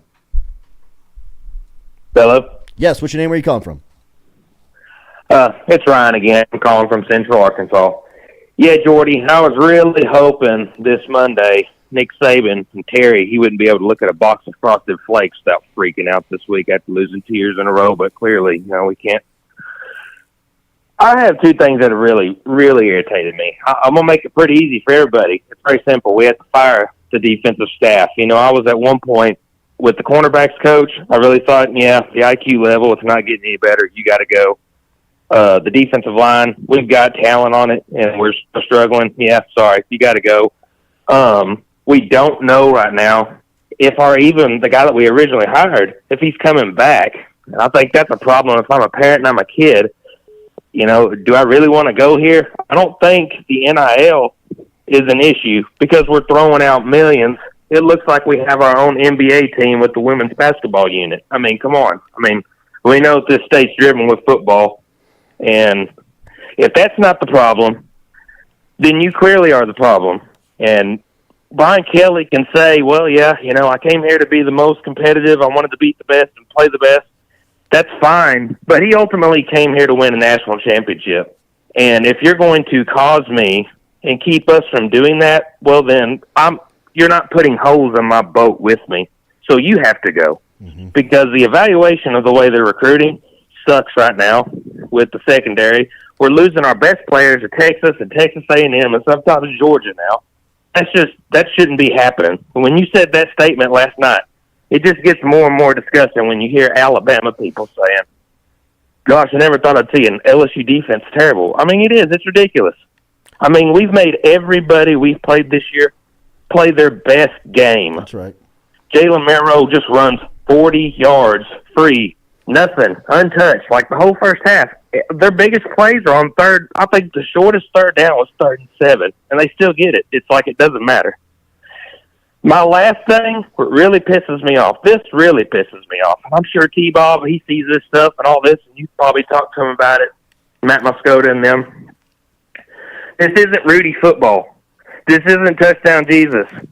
This is not Notre Dame. I love, don't get me wrong, I love that this coaching staff really keeps our players motivated and in the game and does not let the moment get too big for them. And I mean, like, let the emotions overtake them. And, you know what I mean? Like, when they get upset and they allow it to affect their gameplay. But, gosh dang, there are times when your quarterback gets pummeled and just laid out and you just stand there and watch it, it pisses me off. There's a point where I need you to be a dog. You need to defend that guy. That's your guy. Harold Perkins may be the only guy I've seen this year, and maybe Will Campbell, where there's been a play where a guy headbutted him, and he headbutts him back like, dude, I got you. Last year, the same thing happened in Atlanta, where their best player picks up Jaden Daniels, and it's actually the play he tweaked his ankle on. It pissed me off. He's starting to lay him down and decides to pick him all the way back up and use him as his own personal ragdoll trophy, and then hold up number one. Yeah, and there's like 5 Tigers standing there just like, okay, man, come on, let him go. Put him down, put him down. You need to be laying a dude's face in the ground. I get he's a big guy and intimidating, but screw that. I mean, it's just, shit like that pisses me off. I mean, just watching it. We just stand there and watch it. It's just like, and I told my wife, bend over and take it. That's going to be a poster. I said, watch, if Georgia wins this whole thing, that's going to be their own personal painting poster of Jaden Daniels in his hand. And sure enough, it was. It's just like, come on. They need to quit that. Anyways, I'm going to let you go. Go Tigers. I appreciate it, Ryan, from He Central came East. for sweet little hopes. Touchdown Jesus. He snuck that in there, didn't he? I mean, I was sleeping. I wasn't even watching this. Good golly, Miss Molly, I'm at Notre Dame, and I'm taking shots. I didn't have anything to do with LSU, Alabama. And you came for sweet Lou Holtz. I ain't hard to find. I want to know what Lou Holtz is doing right now. That's a great call, Ryan. That was. Really. Notre Dame. This is not Touchdown Jesus. Not South Bend, Indiana. Your boys are soft. Soft.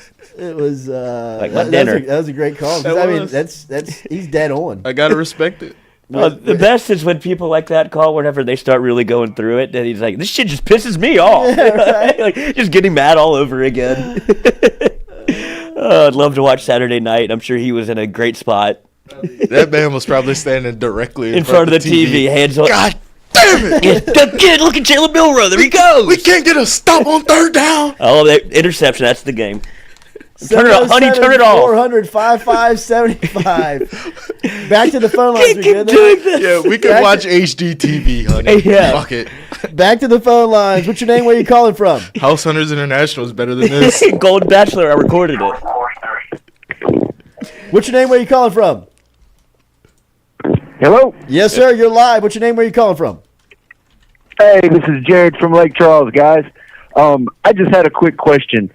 Does anybody have the information for Tyler from Spartanburg?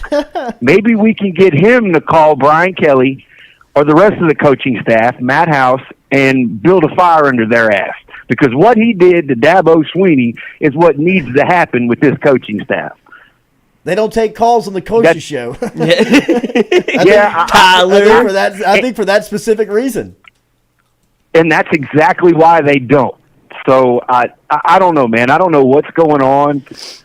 These guys just don't have any fire in them. Mm-hmm. No, I agree. That's all I got, guys. I'll hang up and listen. I appreciate you, Jared. Jared over in Lake Charles, appreciate you listening. 707-400-5575. Look, I think there's something to that. Some competitive juice, You know, though. I think there is some build up and some competition, some competitiveness to you that just, I mean, as a competitor, you just some of some the stuff. Yeah, like that shouldn't fly. Yeah, like you know, that's like stuff that you don't even let fly like in high school. Right. Like the Human Trophy was insane. Coach, was it Jalen Carter? Yeah. President. Carter, President Carter. And look, I mean, honor this is man is holding. Woo! Here we go. Off for the natty. the human trophy. I mean, That might put it down. That's a bad look. That might be the craziest highlight I've ever seen in person. That is a bad The look. number one is such a move. That is a bad look. But Tyler, Ryan from Central Arkansas was referencing something that we talked about last night, and it's true, man. I was in Bryant-Denny on Saturday night, and I believe it was in between the first and second quarter. We were down there in the corridor, and I was waiting on little Jay he was grabbing a drink in the line, and I was just kind of standing behind, just kind of waiting. And I had a LSU shirt on, and the guy was not talking any trash. He was not trying to be obnoxious. He was not trying to be, he wasn't taunting in any way. I mean, he was just talking. I mean, he was like, what is the issue with the defense? He was like, it's just so crazy that LSU is so bad defensively. He's like, I mean, I've been coming to this game for 20 years, and you could always count that it was going to be a slugfest, and it just has fallen off for you guys on defense. What is it? And I don't know. And when you hear somebody speak of it like that, it is, kind of gives you an idea of just like kind of the weight of it. I mean, like it is. You look around and you're like, man, this is so strange to see, those letters, that helmet, that brand struggling Swiss so cheese. mightily on deep, like cannot stop anyone, can't stop anything. I mean, that Arkansas offense, think about them. How bad they are. So bad. They are so bad. Fired a coordinator already. They were running through LSU like it was the backyard. I mean, it was a pickup football game. I mean, KJ Jefferson for Heisman. It is. Brett Mertz is about to have. I mean, I would be so looking forward to Saturday night. Absolutely. I mean, Graham. Have a day, buddy. It's already happened. Supermodels in sunshine. Man. Yes. I mean, like this is a good couple of days in your Palm future. trees and Corey Raymond. That's right. He's probably looked at the defense going, Jesus, I don't even know how to. I don't have any inside information because it didn't look like that when I was there. None of these DBs are mine. What's your name? Where you calling from? Have a take, don't suck. Yeah, it's Matt Mose from Bad News, Virginia. Matty. What do you say there, Matty? What's up, baby Lloyd? How we doing, brother? Jordy. Hey, look, I don't know if y'all watched the Jalen Collins podcast or not, but he had a take there. His first day at LSU, he saw Sam Montgomery get punched in the face and his jaw wide shut. And he was like, LSU is just different. Mm-hmm. Right? We got dogs out here. They just different out here. And I think that Brian Kelly is bringing that Notre Dame mentality over here about everybody's accountability. Look, I grew up in Mamou, Louisiana, where them dogs is from. We didn't care. We partied, bonfires, and trailer parks. And we was just partying. We rode horses to school. He don't know nothing about that. He don't know nothing about that life. You come down here with this smug attitude, and I love Brian Kelly, but you come down here with that smug attitude like he hasn't won anything. We as fans have won more than he has. We're champions. He come down here in his little interviews and stuff, and he looking like, look, y'all just don't understand. Yeah, we understand. Put them dogs out there, we'll win. Mm-hmm. And as long as them dogs out there, let them bark. You can't hunt on the porch. That's all I got to say. Lord, I love you, brother. That's a good call right I there. love that one. Can't hunt on the porch. Good call. Need right more there, dogs. Matty. From Bad News, Bad News, Virginia. From Newport, what is that? Newport News. Newport News. That's right. Bad Michael News Vick Kindles. and Allen Iverson. Yeah. All right, that was a great calls today, man. Everybody has been fantastic who's been getting in. We appreciate it. Let's keep it going. 707-400-5575. Phone lines open. I'm trying to find this video of Isaiah Right now. Bond running through the LSU, basically the LSU team before they ran out. Like, he is standing, LSU's running out, he is standing in the middle of them, standing still. Nobody even batted an eye. There is something to be said about Brian Kelly bringing his culture to our culture. Mm-hmm. And you're starting to see a little bit of it. Like, you don't want to see personal fouls, but you do want to see some personal accountability and, like, responsibility and some attitude about, like, this isn't going to fucking happen to me today. I mean, if we, like... Wake up and choose violence. We're talking about old LSU. You think Brandon Taylor would have let that man walk a receiver, a 175-pound receiver, run through their run out, you'd have punched him in his mouth. Could you imagine? Dwayne Bowe took on the entire University of Miami. Fought the whole team. Craig Lawson. After the game. Craig Lawson. Papa. Eric Reed. Tyron. Sam Montgomery. Any of them. They ain't going for that. Not over here, dog. Joe Adai. I don't know where you from, but it ain't here. It's you look lost, Cat. Yeah, you look lost, dog. It's tough. You might want to go back over there with the Reds. Give me one shot. It's tough to coach against that too. Mm-hmm. You know what I mean? Like once that infiltrates you, that's called you're soft. It's a mindset thing. That is tough to squeeze out.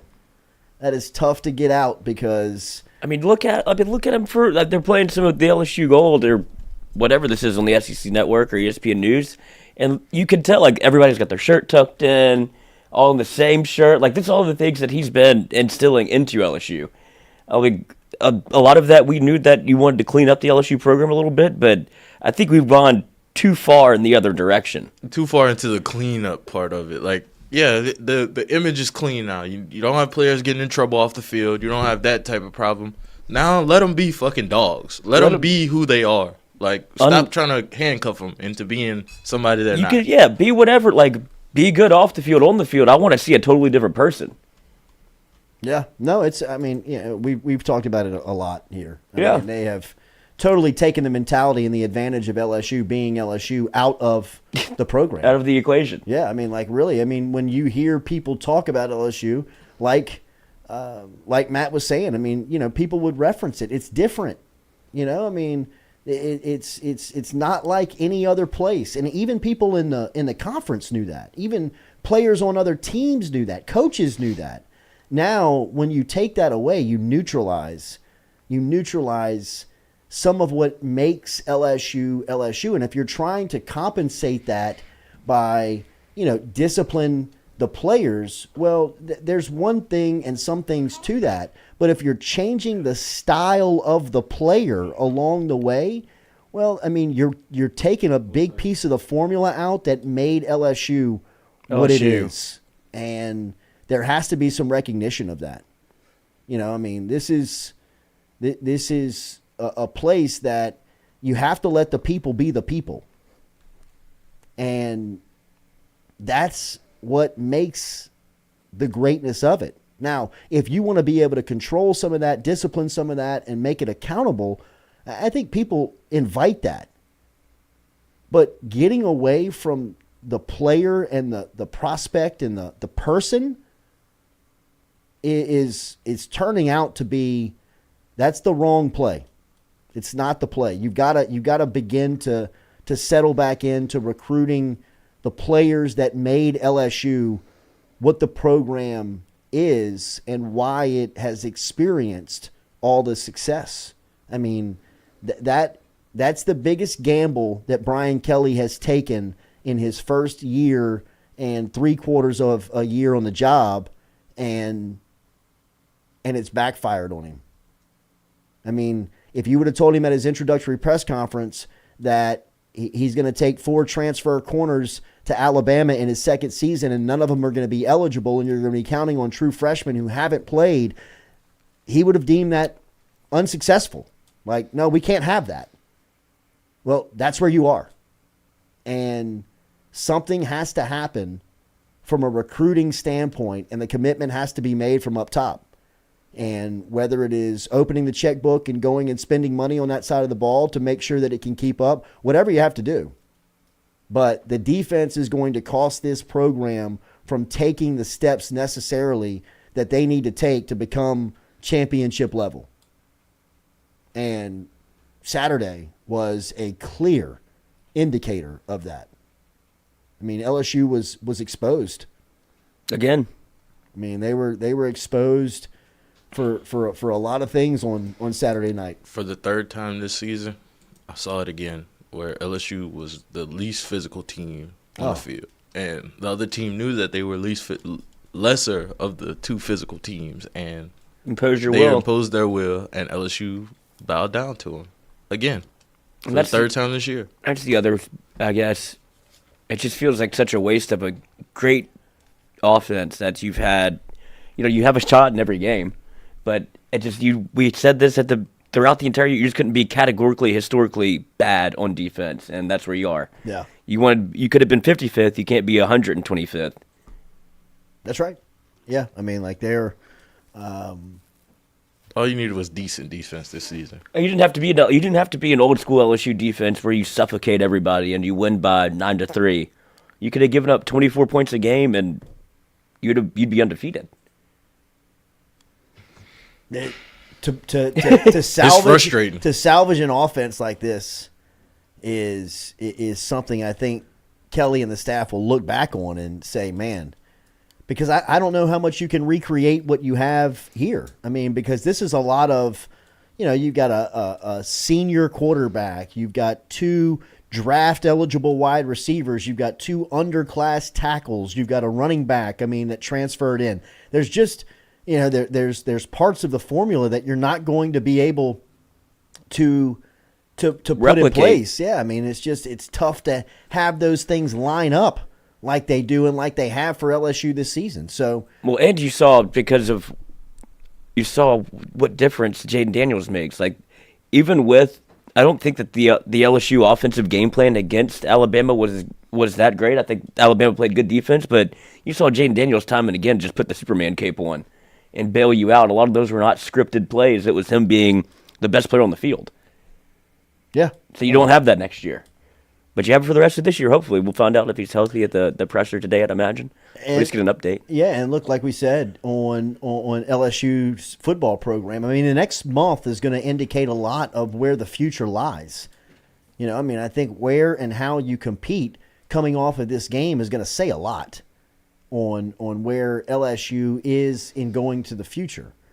But, you also have to be realistic in the sense of where they were when they took over. 38 scholarship players when Brian Kelly took over just under 2 years ago, and getting to a place that is competitive on the elite level is very hard to do. Very, very difficult challenge to do it. And I think what we're just saying right now is the method, the strategy that he used to get. He had to. That's the part of it. Look at what you just said. You had 34 scholarship players. You rebuild and you won and win the SEC West. Like, this is going to be. He has to have. Considering what he inherited, you have to give him the benefit of the doubt because LSU was in shambles.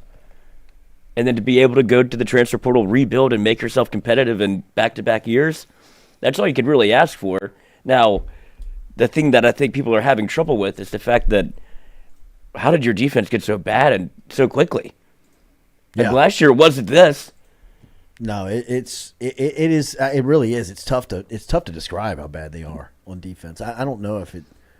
I really don't know if you can put into words truly how bad. It's hard to describe how what's bad about them too. It's like, it's just bad.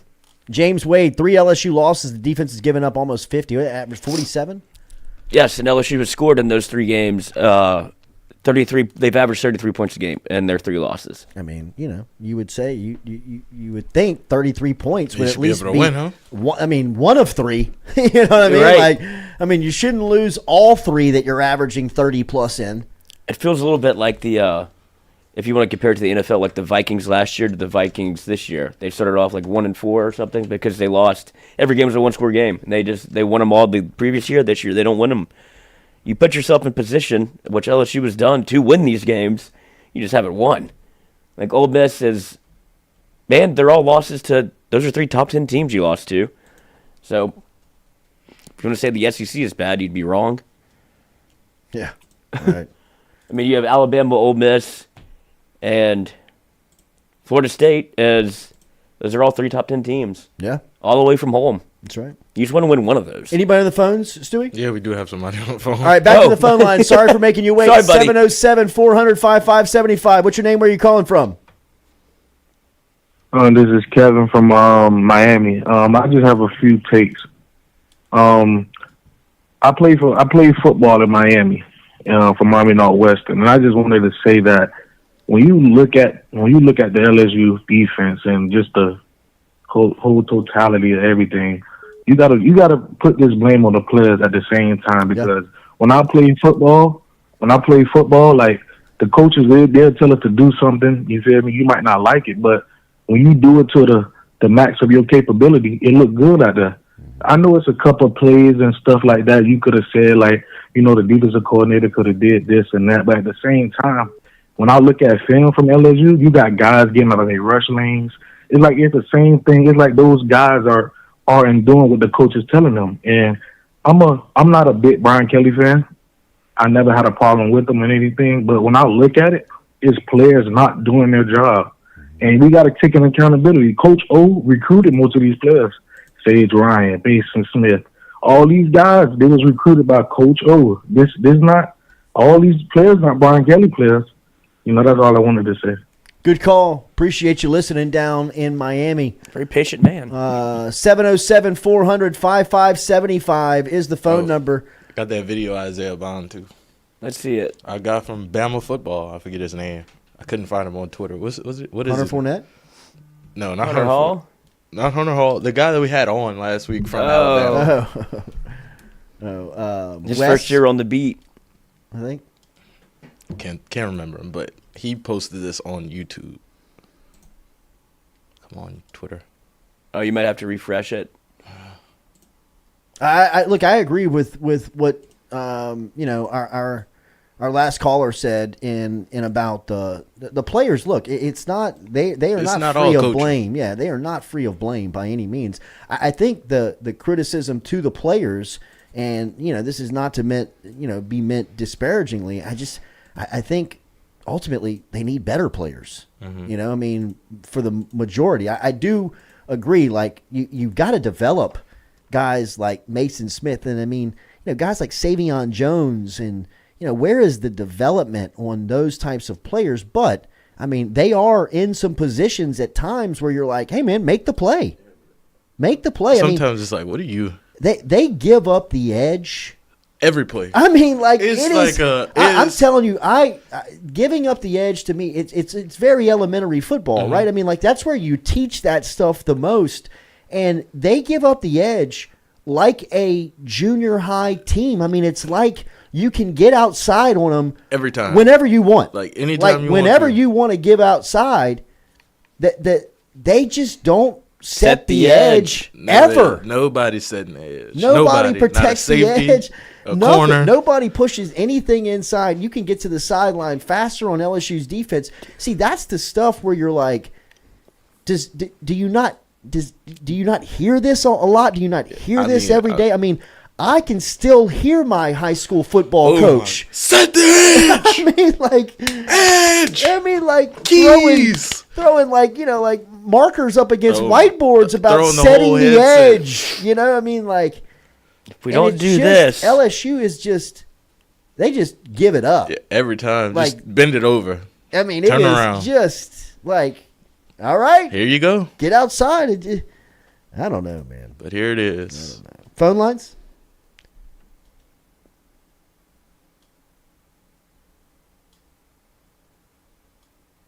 Oh, my God. Perk with the shove. Yeah, Perk shoved him. Lance Hurd. Big Lance Hurd. Lance Hurd. Lance Hurd ain't going for Lance it. Hurd. I mean, that's what I'm talking and about. Deshaun man. Womack. Oh, gosh. Back to the phone line, 707-400-5575. Have a take, don't suck. What's your name? Where you calling from? Hey, my name is Anthony. Anthony from Michigan. Anthony from Michigan. What you got? Hey, man, I have a problem with BK, what he say. He said Jaden Daniel didn't play at an elite level. If you score 28 points in 3 quarters, there's no way you saying that's elite level. Alabama only scored 28 points 3 times this whole year. Also, do you think we need to play Perk at maybe at safety? And if you think about it, I think he would be better than Sam, what's his name? Andre Sam and Major Burns. Most probably. Yeah, I think you're probably right on. I think you're probably right on that. I think if you play him like Jamal Adams, I think our defense would be way better. And I just don't understand why he wasn't on the spot.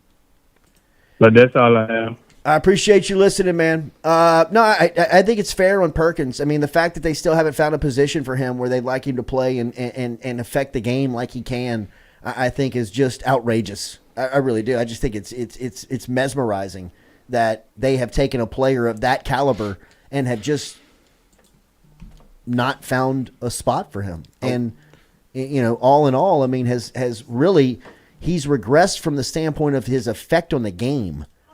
I mean, he still flashes. You can still see the talent, but all in all, like the effect on the game, just is something that you would expect that would be, just much more extended than it is now.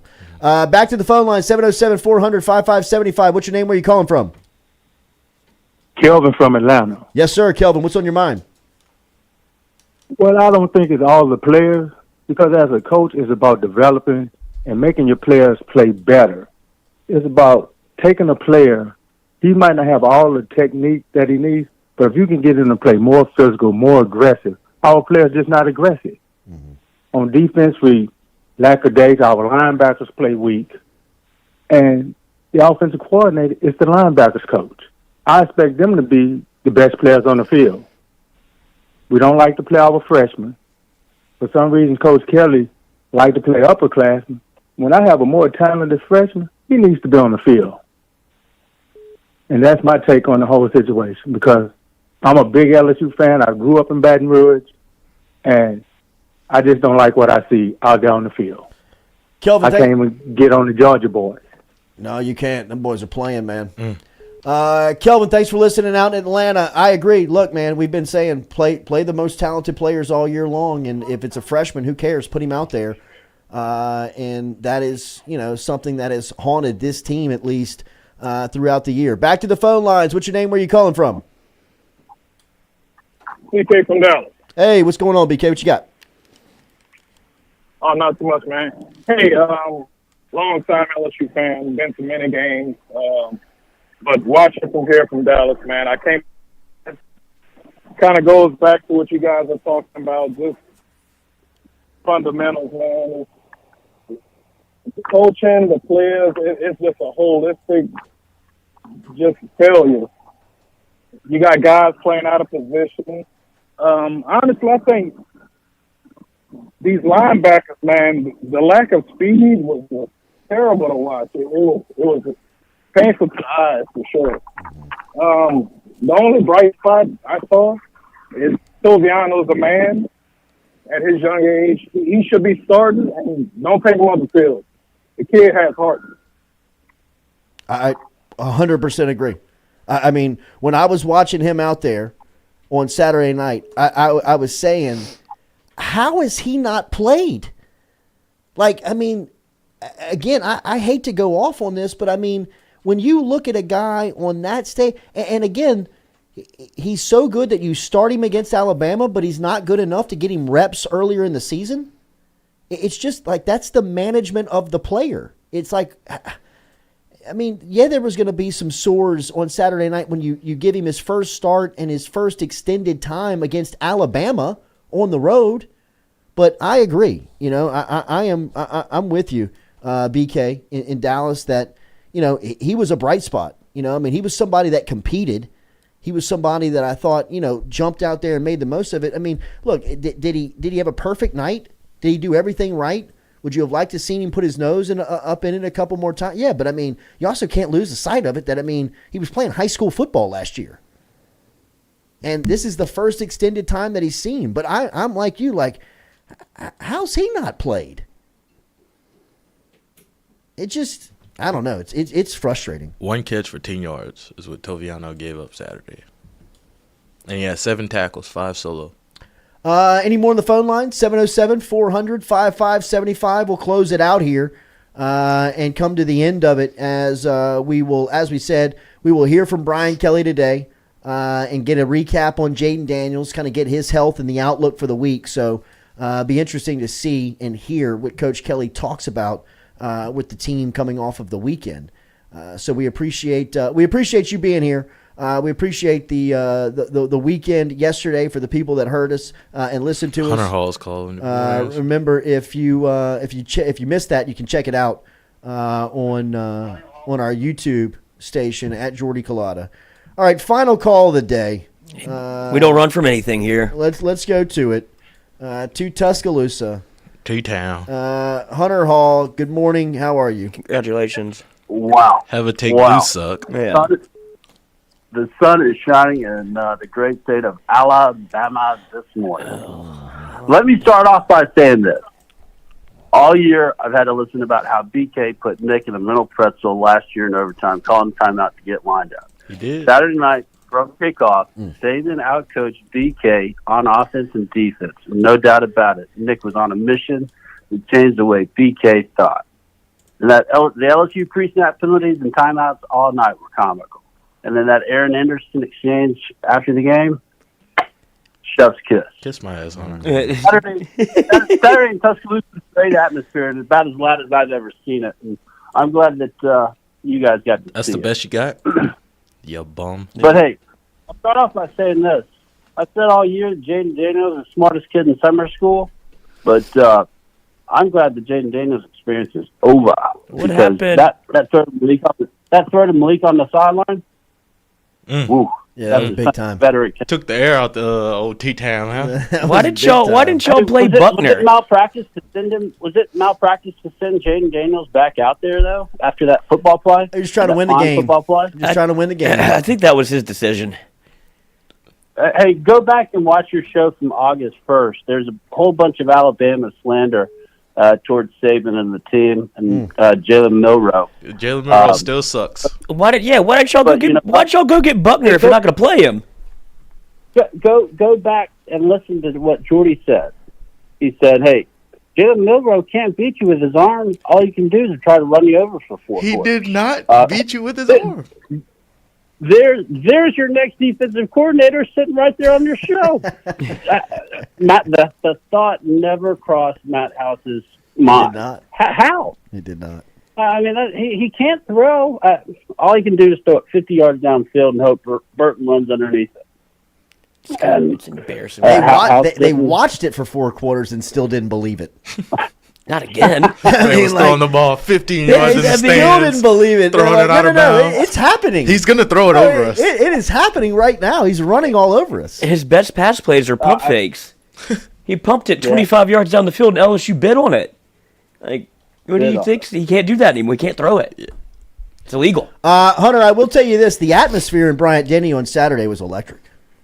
It was. Hey, I'm glad you got to take that in. That was about as loud as I can ever remember it being. I mean, that's the best Saturday all year in football, in my opinion. I agree. LSU and Alabama. I mean, shoot, what is it? 9 out of the last 20 national title winners. Damn. Let's go. Hey, I'm going to miss sharing the SEC West crown with y'all. Yeah, that's true. Cheers. Take good care of her. We'll be back. Hey, please keep calling Hunter Fournette out for being the loser that he is. I love the battle for the Hunter title. You got it, Hunter. Hey, Alabama basketball tips off tonight. Can't wait. LSU women's basketball, bye, you bum. And LSU baseball. We still got 2, Coach. Women will meet the Tide men. Yeah, in the parking lot. Absolutely. We'll travel Kim's crew anywhere. Yes, right. Anywhere. Can she coach defense? Who wants some? Probably not. They're in Vegas tonight. Yep. On TNT. Mm-hmm. I'm looking forward to that broadcast. Same. They're going to mop the floor with Colorado. Be throwing half-court lobs. Have some fun. It's going to look like, what was the Globetrotters. The Dream Team. Yeah. Another 100-point game? Absolutely. I mean, yeah, why not? I mean, you're looking at 4 20-point players every time they step on the floor. So, I mean, that's 80 already. You don't think Prime's going to be there? He ain't hard to find. Prime could be there because he knows that the cameras are going to be following this team. Yeah, and I mean... Is Shaq in the building tonight? I would think so. It's TNT. Right. Yeah. Prime seasons is...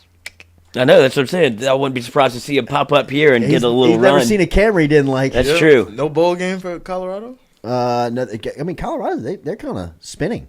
I mean, he ripped play calling duties away from his OC, handed to Pat Shurmur. Mm-hmm. He had to make a spot on staff for Shurmur. It's getting ugly. Yeah, sounds like LSU's defense. Early season primetime TV anymore. I will say this about Alabama on Saturday night. And I caught a little pushback from this after I got off the show yesterday about the atmosphere on Saturday in Bryant-Denny. I will say that Alabama has embraced the 2023 edition of college football in-game entertainment. And while it might not be for everyone, and while it might not go over well with a certain demographic of ticket holders or crowd that has been a part of the program for multiple years, if LSU continues not to embrace the in-game entertainment series of what is sweeping over college football, I mean, like, this stuff is everywhere now, and LSU just kind of seems to be the last at the party. You know, the low-hanging fruit is the LED lights, you know, the light show. The other is kind of the mix between the DJ and the band. But moreover, like, the stuff that's happening on the field during the game. I mentioned yesterday they had like a live engagement that was sponsored by a ring company. They brought back former players, just like LSU does, to every game, but they put them on the field and introduced them and gave them a microphone and let them pump up the crowd, and everybody was fired up to see Isaiah Buggs and Jahmyr Gibbs being introduced on Saturday night. Did it make them win the game? No, it didn't. But did it keep the crowd involved the entire time? Yes, it did. And just like Hunter said, and I knew it going in, it's a special Saturday. Just like when Alabama comes to Baton Rouge, it's a little different. The in-game experience is a little bit different than the rest of them. And I imagine that's how it was in Tuscaloosa on Saturday night.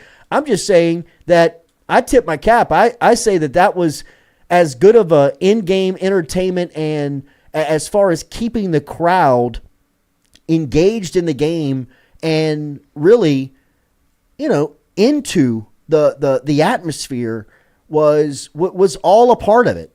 And it's something that I'm not sure what the pushback is inside LSU's walls, whether it really is a demographic that seems to be very loud of not wanting that type of stuff. It was very tastefully done, and it was done with the crowd roaring behind it. I mean, it was a true home. It was home field advantage, you know, and I've been to Alabama. I've been around the SEC. It's not regularly a place that is intimidating by nature. You know, I mean, it's not one that you think of. You're going to get beat by the crowd. But look, LSU had pre-snap penalties. Mm-hmm. LSU was making some bonehead errors, and while it's not all on the crowd, they had something to do with it. Yeah, they influenced the game. And because Charles Turner's never done that this whole season. No, it was weird, man. But LSU for sure, I think really needs to dive in to the in-game entertainment, and maybe you just do it for the big games. Like I'm cool with that. Like, you don't have to, you know, go all out for Middle Tennessee, right? For the non-conference games that don't move the meter. I understand it, but I mean, you look at next year's home schedule, where you got UCLA, Oklahoma, Alabama, all going to be here. Those types of games, I mean, you need Tiger Stadium to be Tiger Stadium. And you can travel around conferences, teams, and see how people do it and just kind of cherry pick some of the entertainment things that make sense. I know LSU's in-game studio or in-game staff was there on Saturday night. They had to see that it was, man, that was a different Bryant-Denny experience. Like I said, the last time I went was back in 2013, and they had the weight coach, the strength coach, on all the TVs pumping up the crowd in between plays and quarters. And I mean, like, it was as simple as him, like, standing behind a green screen, like jumping and getting the crowd hyped up while he yelled. I mean, it was built by Bama. They've come a long way in 10 years. I mean, like, the Tide. It is. Let's go. It's entertainment, man. I mean, they had it rocking. And, you know, like I said, I mean, it was, it It was a something. factor. You know, I mean, it was definitely something for sure. Quick programming note: Caskey's Clicker will be at 6:30 tonight. No, 6. 6. We're going at 6 tonight. Going at 6 6, not 6:30. Thank you, Stewie. Yeah. 6 Sorry, p.m. Coach. for Caskey's Clicker gonna get that in tonight. for you. You definitely want to make sure and check out Caskey's Clicker, as he was sending me a couple of cuts of what he's going to be breaking down, and he's got some really good insight to what's been happening with LSU and why they are struggling so mightily on defense. This 2024 schedule is a gauntlet. Oh, it's a gauntlet, man. USC, Nicholls, UCLA, South Alabama, Ole Miss. You just go straight into SEC. Ole Miss, Vandy, Oklahoma, Bama, at South Carolina, at A&M, at Florida, at Arkansas. Those are in a row? All in a row, 4 in a row. Oh, away from you home. don't get to come home ever. Not in November. Get the in-game entertainment right, though. Yeah, that's when you can fix the stadium. All right, have a good day. Have a good Monday. We will see don't you. suck. We will see you. Yeah, I was looking at it. I was about to read it. We will see you tomorrow morning, 7 a.m. We appreciate you being here. Like, share, comment. Give us some feedback. Is Rocky Blyer dying? What is going on over here? It's been throwing me off. Man, that's why I'm being so distracted. Dude, I was too. Because like picking this man up. I mean, why is this on camera? I have no idea. Mitch McConnell. He went down. And then he started crying, to start the show off. And I was like, what am I watching? I have no idea. Maybe this is like a special. He's getting old. It is. He went to war. Yeah, I think they've taken him back to Vietnam. And he knocked him down. I think they're standing Knocked on him the down field. again. I don't know. This is a lot. It is a lot of silent television that we are We going need through. an explanation. All right, we'll see you tomorrow morning, 7 a.m. Have a great day. Give me my dirt theme music. Hypnotized. Hey, Chino. Put my headphones up, bro. You're right there. Monday through Friday from 7 to 9. Yeah, you see the notification. We about to go live. We got all your favorite guests. We got them in line. It's the Jordy Culotta Show. Come have a good time. It's the hottest show around. We ain't got to flex. Call up G, we get it done. We earning our respect. Tell recruits to let us in. Where they going next? Throw up the L's. Now we lit. Band playing neck. From the boot to the east to the west coast. No matter where we at, we live. Mic'd up for show. Open up the phone lines. Come